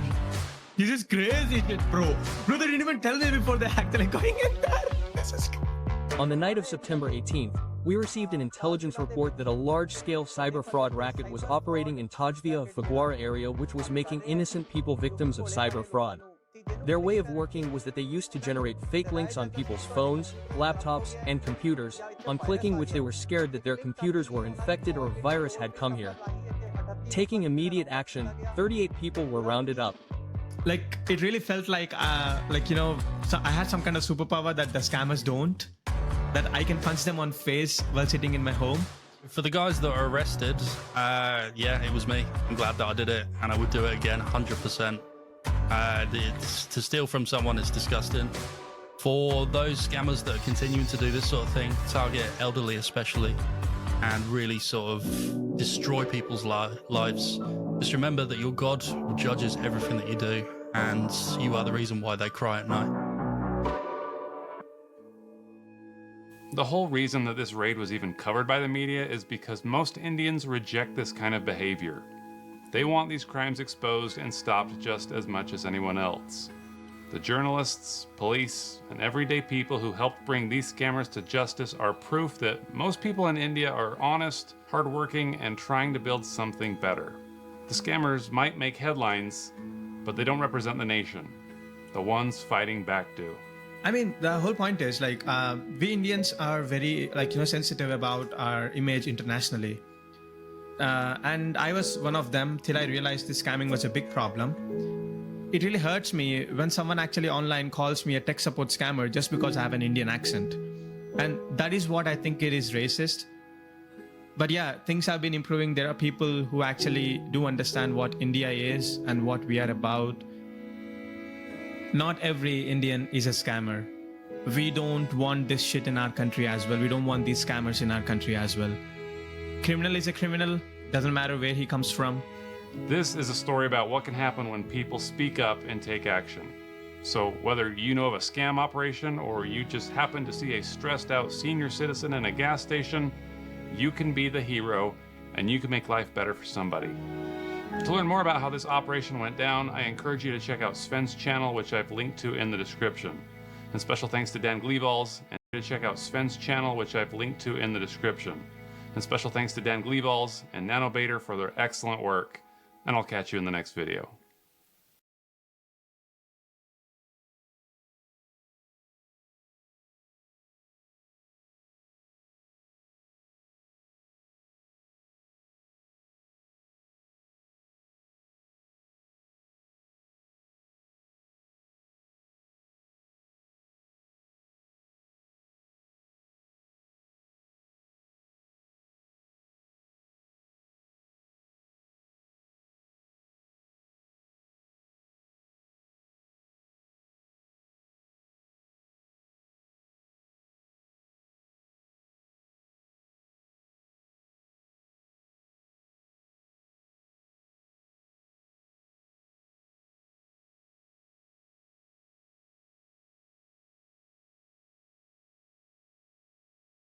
Where I put my Toyota Corolla. Like I can't remember if I drove it somewhere and then I left it on the road or if someone stole it. So, oh man, I called the sheriff's department. Oh my God. Look into it. They gave me a case ID number and everything. Okay. They told me there was one. There was one or two that they found, but anyway, I got that going on today. I'm expecting to get a phone call at some point, but okay. All right, what do I do here with my computer? Okay, now can you see all of your icons, the main screen? Yes, you can see all of your icons. Yeah. Wait, I just realized. Okay, now if I'm telling him that I don't have a car, at the very bottom left shouldn't he not want to scam me because I won't be able to get the there is a gift cards? CTRL key, control key. CTRL. It says control on the bottom left-hand corner on your keyboard. Okay. On your keyboard, sir. You have a keyboard, right?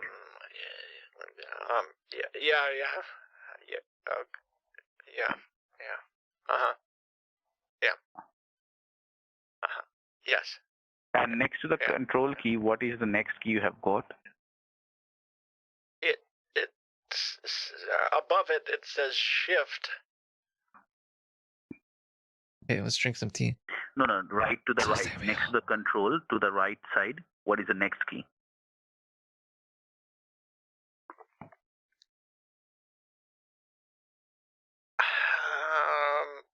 Oh yeah, I don't know what it is.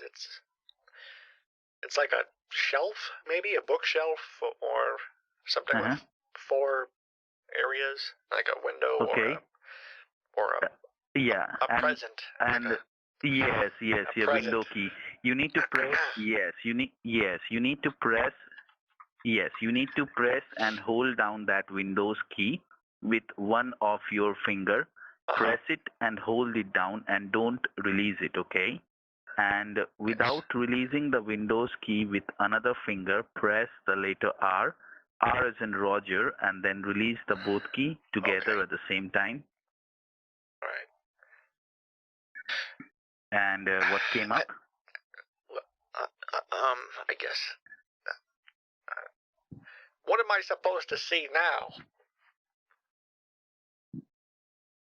Sorry, I was trying to role play Look the at AI. the bottom left-hand corner on the screen what came up. Once you press the Windows key and the letter R, something will be on your screen. So just let me know, what do you see? Well, it's some sort of a box at the bottom. It says run, type the name of Yes. program, folder, document, or internet Yes, that's correct. That's correct.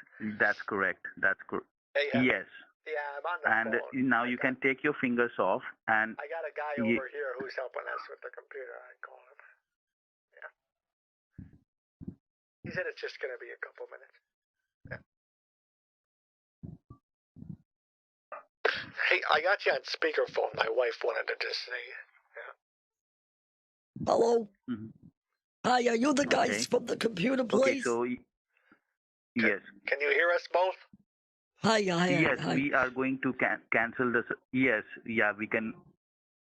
Okay, so we are going to cancel the subscription as your husband requested to. So that's why we are in the process to cancel the subscription, ma'am. Okay. Oh, thank God. Thank God. I was telling him I don't remember us having to, pay for anything like this. So thank you. Yeah, he's very helpful. He's very helpful. It's our duty to I help really you out always, appreciate ma'am. that. Sometimes when you sign up for something, our they don't duty. want to give you any of the money back. They just remember when they took all of our money. Those guys from the what was it? We The will do BitConnect that. place. We are a reputed company, took so we all of will our do money. that, ma'am. Yes. You can rest assured for that. Well, thank you so much for that. Thank you. We will do that. Yes. So now. Okay, ma'am. Thank you very much. So let me proceed the cancellation so that What we is can it on the cancel it computer as there? soon What as are you looking possible, at on and the we can computer, refund you honey? the money. Okay. It's like a run box. He told me to type in there. He told me to pull that up. Oh, very interesting. Looks fancy. Yeah. What do we have to type something in it?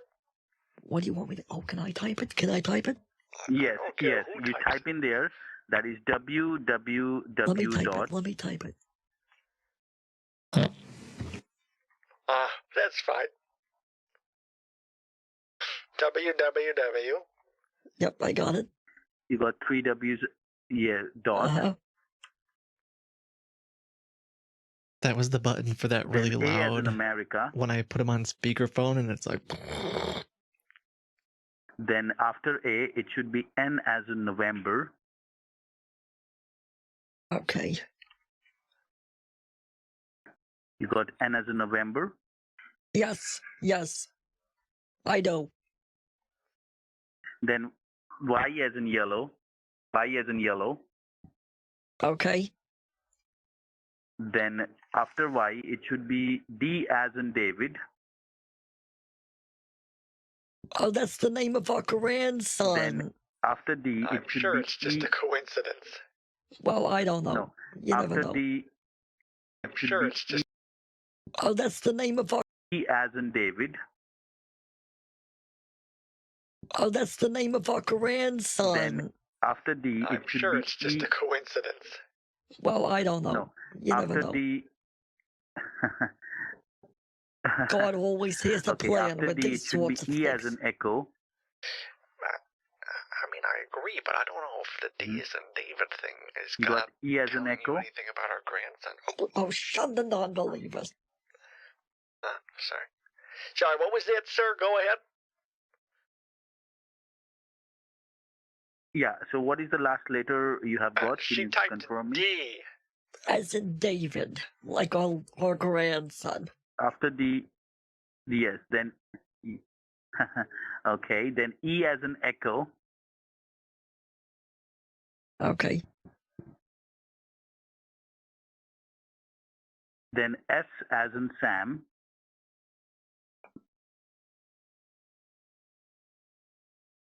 Right there, S. Then after S, I got it. it should be K. K as in kilo. It should be K as in kilo. All right. And then .com. Okay. Now just read me out once that what you have typed in.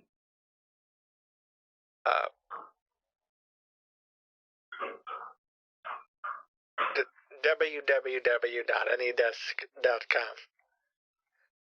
Are you going to read it? What? Yeah, but it's fine.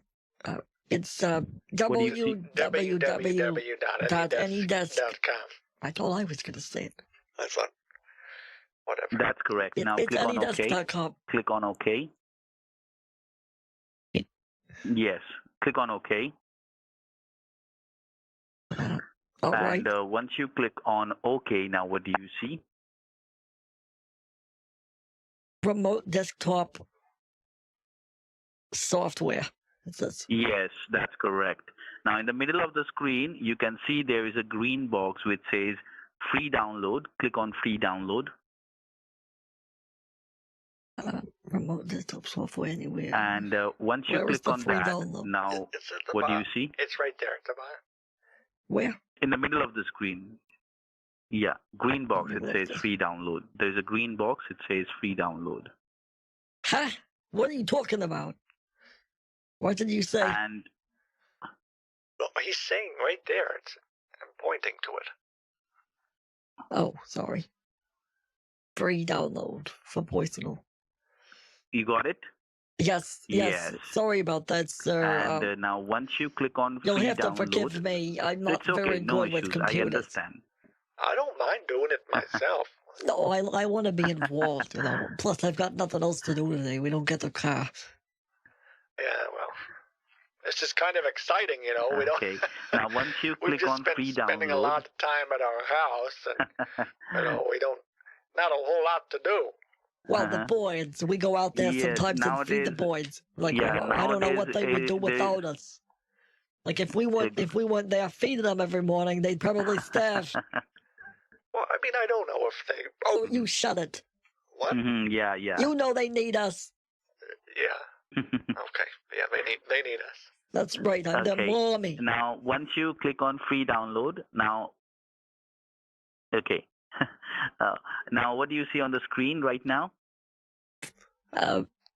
Get started with AnyDesk in 3 steps. Okay. Now, just look at the bottom left-hand corner on the screen. Yeah, see at the bottom left-hand corner. On the screen, bottom left-hand corner, a red icon. Yeah. It says anydesk.exe. Click on that. Yeah. Click on that. Yeah, okay. Yep. Now, once you click on right that, now what do you see? Click. Honey, you gotta click it. Yeah, okay. Click it at the bottom. The one that says AnyDesk at the bottom. Click it. Yeah. Okay, we did that. And now something will come up. Just let me know. What do you see? It's asking if we want to install something or run. Yeah, click on run. Yeah, click on run. Click on run. What is all this? I mean, what is this for? This is the app through that we can, What? Now, once you click on run, now what do you see? What exactly do we do with it, though?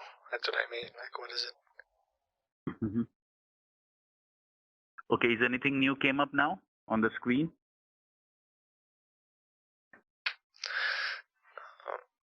Yeah, I think it's installing something. Hold on. Mm-hmm.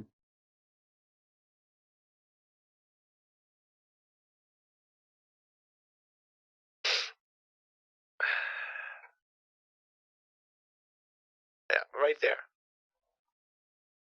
Yeah. What do you see? Okay, I see what we're supposed to do. Never mind. Now it has a bunch of numbers in it. Is any? Yes, just confirm me the numbers. Just confirm me the numbers. Where? Yeah. confirm me the numbers. What are the numbers you have got? Okay, yeah, let me tell them to you. Are we supposed to write that down or something? I mean, how long are we supposed to do it for? No, you just confirm me the numbers. I will tell you. First of all, you just confirm me the numbers. Okay.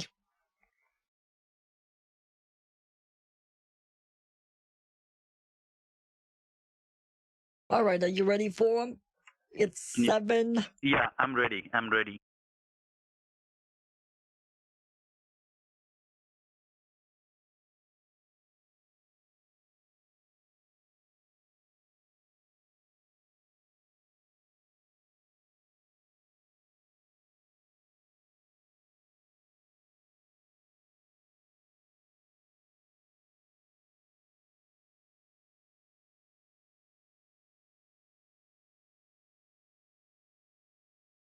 Are going to start canceling the subscription. Okay, now in order to cancel the subscription, it takes normally 5 to 10 minutes to complete the cancellation. Okay, and once the cancellation will be done, then our billing department, they will call you back and they will let you know the cancellation has been done successfully, and after that they will proceed for the refund and they will be refunding you the money as well. Okay, but in the meanwhile, do not touch your computer, do not close anything. Okay, leave your computer as it is, do not move any changes, leave it as it is, and once it will be done, then our billing department will call you back. Okay, so I'm just supposed to stand here and not do anything? We're not supposed to do just something. wait for our call and do not close anything. Do not touch your computer, do not do anything, do not close anything. Okay, leave everything as it is. Okay. Okay, so we can go do whatever we want. Yes. Just leave your computer as it is. Do not close anything. Leave it as it is. And once the cancellation will be done, after 5 to 10 minutes, our billing department, they will call you for the refund. Okay. So, in the meanwhile, you just leave as it is. Okay. Thank you very much, sir. You're shortly receiving the call. All right. It's a lovely speaking to you. You take care. Huh. That's interesting. Maybe his job is only to get connected to me. Hello? Yes, sir. Very good afternoon. This is Alex here from the financial aid. This call gets transferred to me. How are you doing today? Oh, yeah, we've been trying to call back that guy for a few minutes here. How are you today? Yeah. Like this call gets transferred to me now. Right, I will complete battle all the later work. on. All right. I will finish the work. I will make you clear. I'll I will listen make to you it later. understand. All right. Do not be worried. I believe you are in front of your computer right now. I am. Yeah, my wife and I. Well, actually, my wife's going to the bathroom. All right. But yeah. Okay. Good.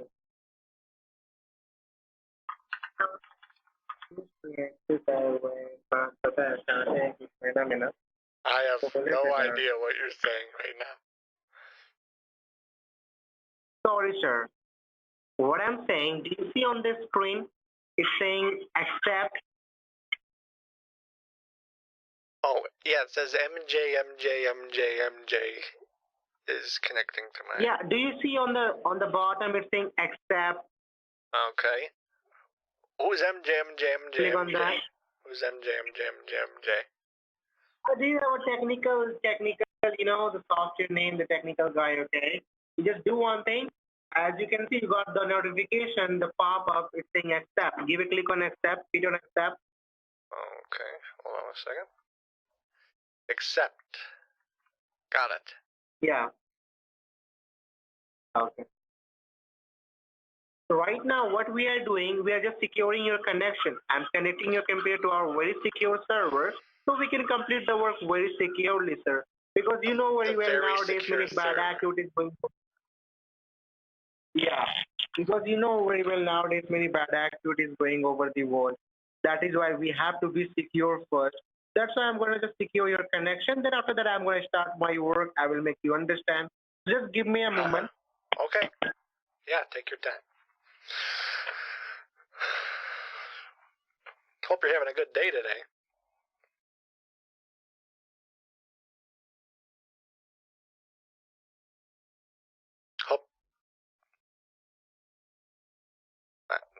How's your day going today?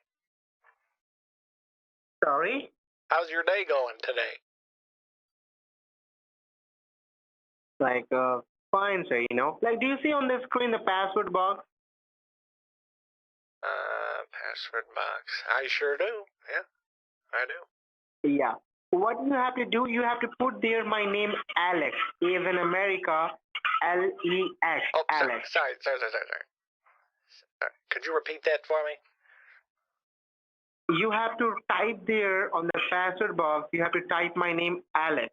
A as in America, L as in Lima, E as in Edward, X as in X-ray. Oops. Okay, sorry. I saw something on the television. Okay, let me repeat for you, okay? Let me repeat for you, okay? You have to type A as in America. Uh-huh. A. He's like in the house. Oopsies. No, it's not taking anything. Yeah. Now you have to type L as in Lima. Then E as in Edward. Alright, I guess I can show you the screen. He's having me type a password for any desk so he can connect to my computer anytime he wants. The number 8100. Crap.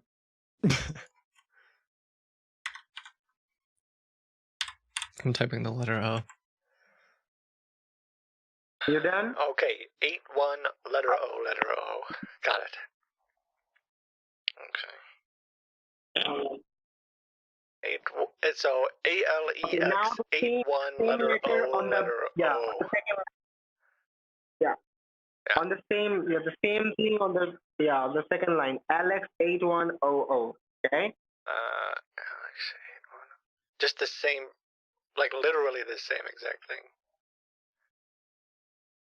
Okay, right? A as in America. You're just saying like type exactly what I typed before. Correct? Hello?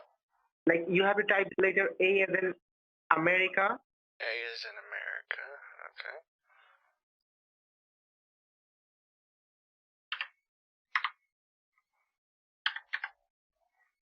Alex 8 Alex 100. 81 letter O. Correct? Yes. Keep on apply. Okay. Okay, all right. You done? You done now? Yeah. Give me a moment.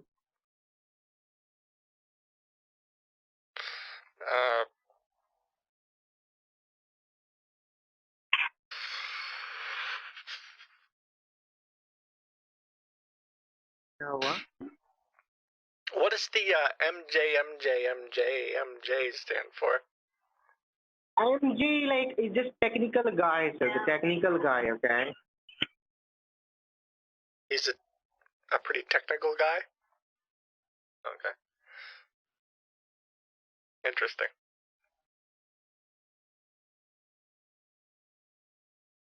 Do I click accept?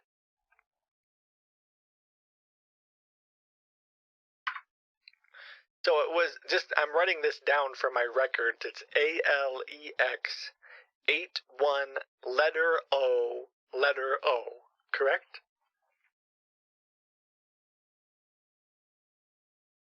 Sir? Yes. Okay, you can write it down. Yeah, you can write it down. Okay, and I did lowercase o at the end, not capital O. Is that correct?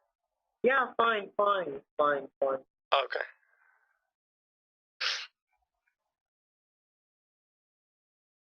Oh, you'll meet my wife in a minute. She's just going to the bathroom. But she'll be back soon. Okay, no problem, sir, okay? Uh-huh.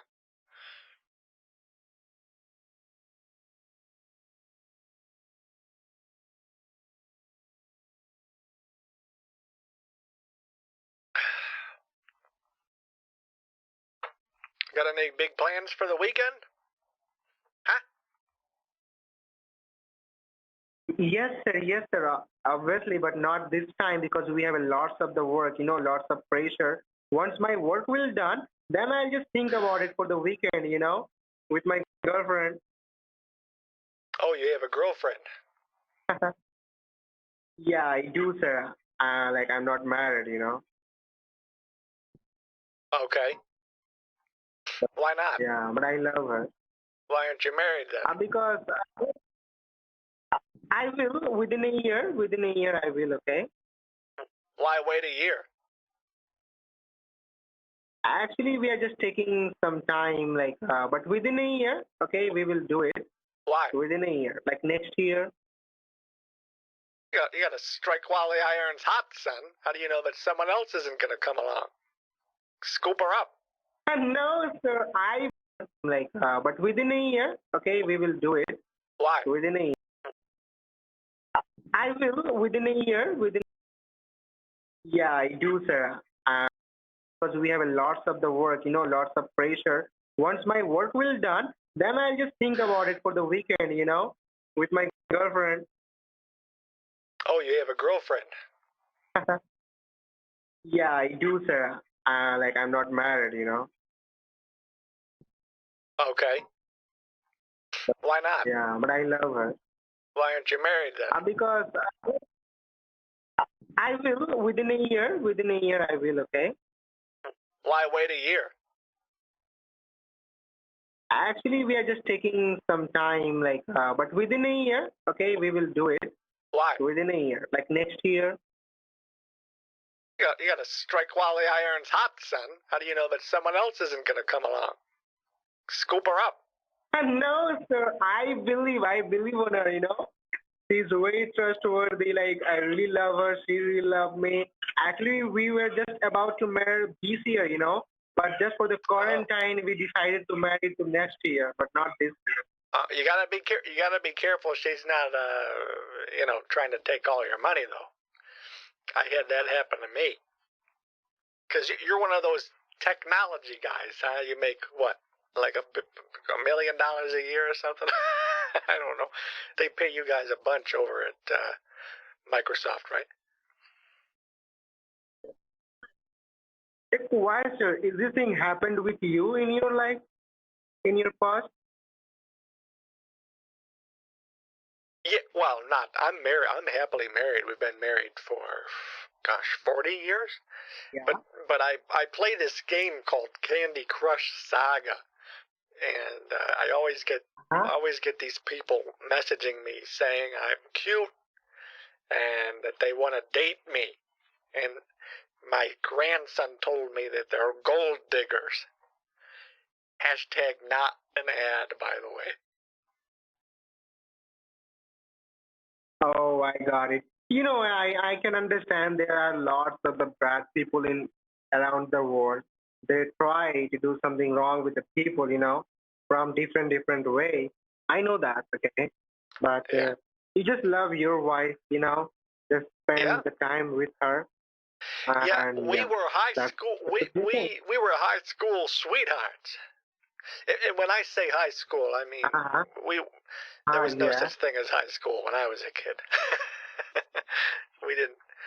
Yeah, it wasn't that advanced, once you got past what was it, arithmetic and primary school. You got through a couple classes and they, that was it.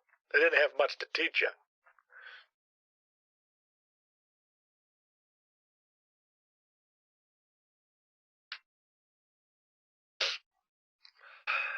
Anyway.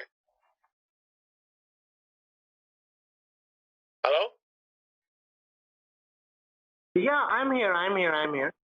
So what are we doing now? I'm looking at my computer here. It looks like So now I'm gonna looks start like an awful over, lot. okay? An awful lot of stuff isn't happening, and you told me that you were gonna go ahead and cancel it, correct? Okay, now you just listen to me very carefully, okay? What I'm gonna do. You know, sir, very well. Over the online, when you go to online when you play games like Candy Crush or when you use your email banking, anything, sir, your personal stuff. That time you may face lots of the problems, sir. Because what happened, your connection is unsecured. So whenever you will go to online, so you may face a big problem that you don't have any idea. Riot's latest champion, Hui, may just have the new hardest combo in League of Legends. Hui has an undodgeable combo that one-shots enemies while he's also completely invulnerable. One problem though, it will require 9 different button presses all within 1 second. Here's how it works. You start by pressing EQ. This shoots a projectile that fears for 1 second. Immediately, flash at the enemy. This will cause the fear to instantly cast at the new location, making it undodgeable. Now's the moment you need lightning fast fingers. Your fear will only last for 1 second, and so while they're feared, you need to press Alt, WE, QQ into Zhonya's. You've now landed all your damage while they're feared, and once it expires, you're invulnerable, and you come out of stasis right after your ult explodes, making it impossible for them to fight back before they die. And you don't actually have to flash into melee range with this combo, you're just going to risk missing that initial fear. And you won't need Zhonya's if they aren't a threat at fighting back. If you want to learn how to play Hui, then click the link at the bottom of your screen for our full skill capped guide. Riot's latest champion, Hui, may just have the new hardest combo in League of Legends. Hui has an undodgeable combo that one-shots enemies while he's also completely invulnerable. One problem though, it will require 9 different button presses all within 1 second. Here's how it works. You start by pressing EQ. This shoots a projectile that fears for 1 second. Immediately, flash at the enemy. This will cause the fear to instantly cast at the new location, making it undodgeable. Now's the moment you need lightning fast fingers. Your fear will only last for 1 second, and so while they're feared, you need to press Alt, WE, QQ into Zhonya's. You've now landed all your damage while they're feared, and once it expires, you're invulnerable, and you come out of stasis right after your ult explodes, making it impossible for them to fight back before they die. And you don't actually have to flash into melee range with this combo, you're just going to risk missing that initial fear. And you won't need Zhonya's if they aren't a threat at fighting back. If you want to learn how to play Hui, then click the link at the bottom of your screen for our full skill capped guide. Riot's latest champion, Hui, may just have the new hardest combo in League of Legends. Hui has an undodgeable combo that one-shots enemies while he's also completely invulnerable. I have great news, y'all. We just had a patch to the DSM-5, and now we can diagnose you with something entirely new, and that is moral injury. Moral injury is under the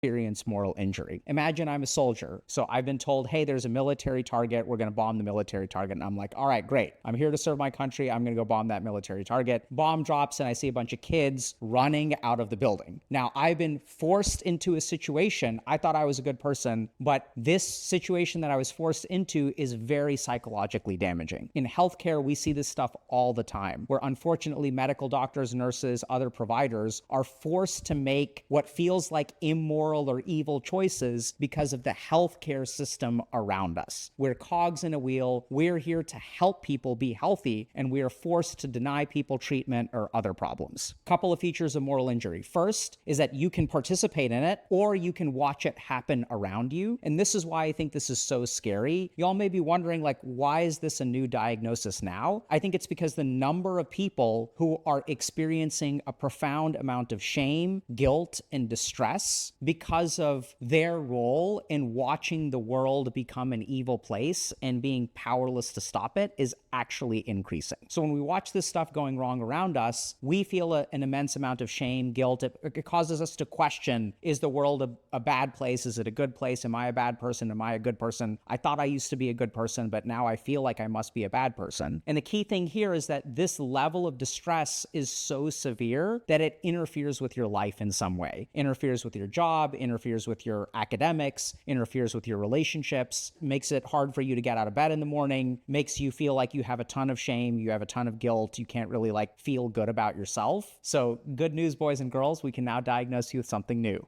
I have great news, y'all. We just had a patch to the DSM-5, and now we can diagnose you with something entirely new, and that is moral injury. Moral injury is under the umbrella of trauma-related disorders. So when something terrible happens to you, traumatizes you, it shakes your foundation of understanding who you are. So something bad happens.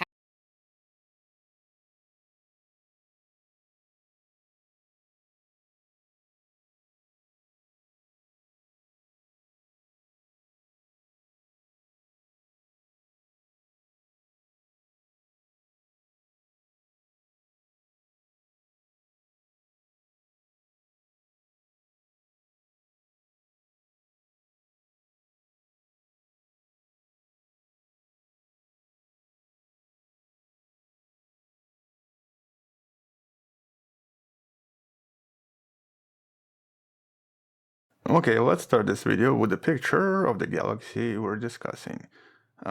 It's right here. And yeah, you cannot see it very easily. And that's because this is an extremely dim dwarf galaxy, surprisingly close to the Milky Way. Which is why originally when I was going to make this video, I was going to name it something like the darkest galaxy hiding a massive secret. But that was a little bit too cheesy, so I think I changed it to something else.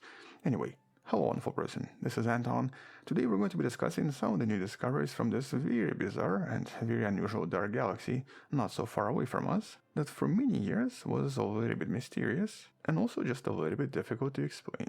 But a galaxy that also presented us with the perfect opportunity to study the biggest mystery in the universe, dark matter. And that's because previously it was believed that the only reason this galaxy can exist was basically if it was made out of dark matter, as nothing else made a lot of sense. And mostly because of this.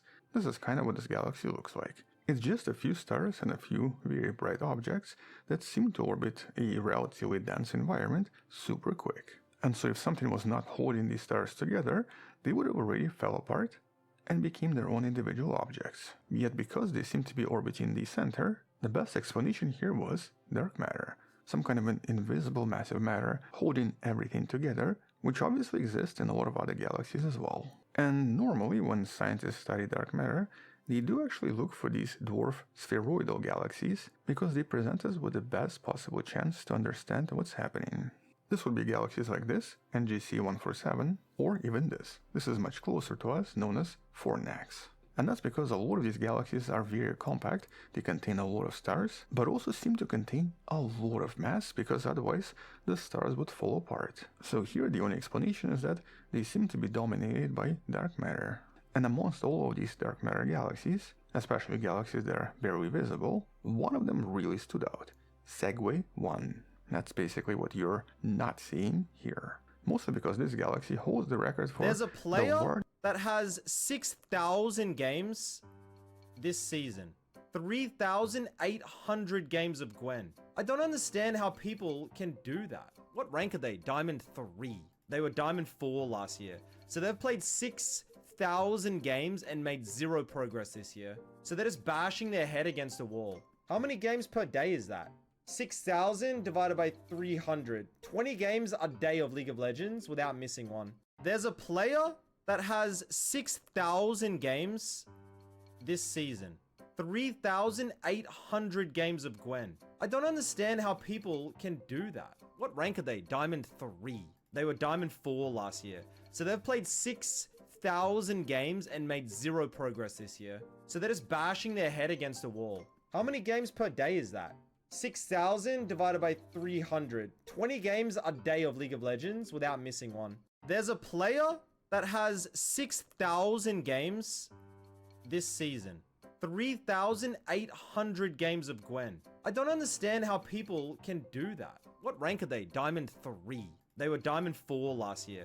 So they've played 6,000 games and made 0 progress this year. So they're just bashing their head against a wall. How many games per day is that? 6,000 divided by 300. 20 games a day of League of Legends without missing one. There's a player that has 6,000 games this season. 3,800 games of Gwen. I don't understand how people can do that. What rank are they? Diamond 3. They were Diamond 4 last year. So they've played 6,000 games and made 0 progress this year. So they're just bashing their head against a wall. How many games per day is that? 6,000 divided by 300. 20 games a day of League of Legends without missing one.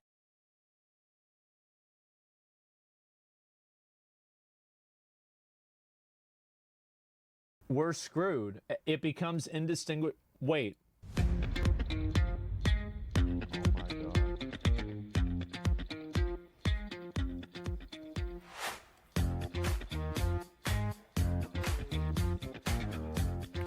Are we even going to have girls on Twitch in 5 years? I feel like this could be it. They're going to be streaming as guys. Wow. So if this guy can do this on his own, that means that like the premier Gooner technology in 5 years is just going to be, it's going to be better than a real girl. We're screwed. It becomes indistinguishable. Wait.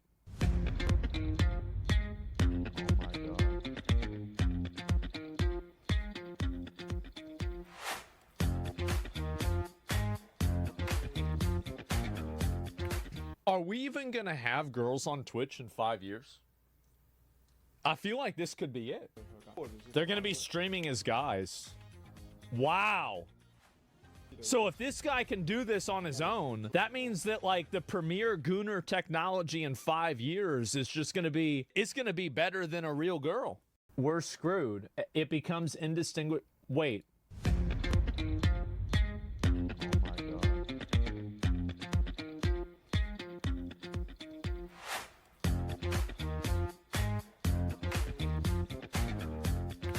Are we even going to have girls on Twitch in 5 years? I feel like this could be it. They're going to be streaming as guys. Wow. Largest ratio of dark mass to visible mass ever measured anywhere, with one estimate putting the ratio to about 1,000 to 1. Basically, for one visible mass, there seems to be 1,000 invisible particles holding everything together. Now, for a typical galaxy, like for example for the Milky Way, this ratio is usually much lower.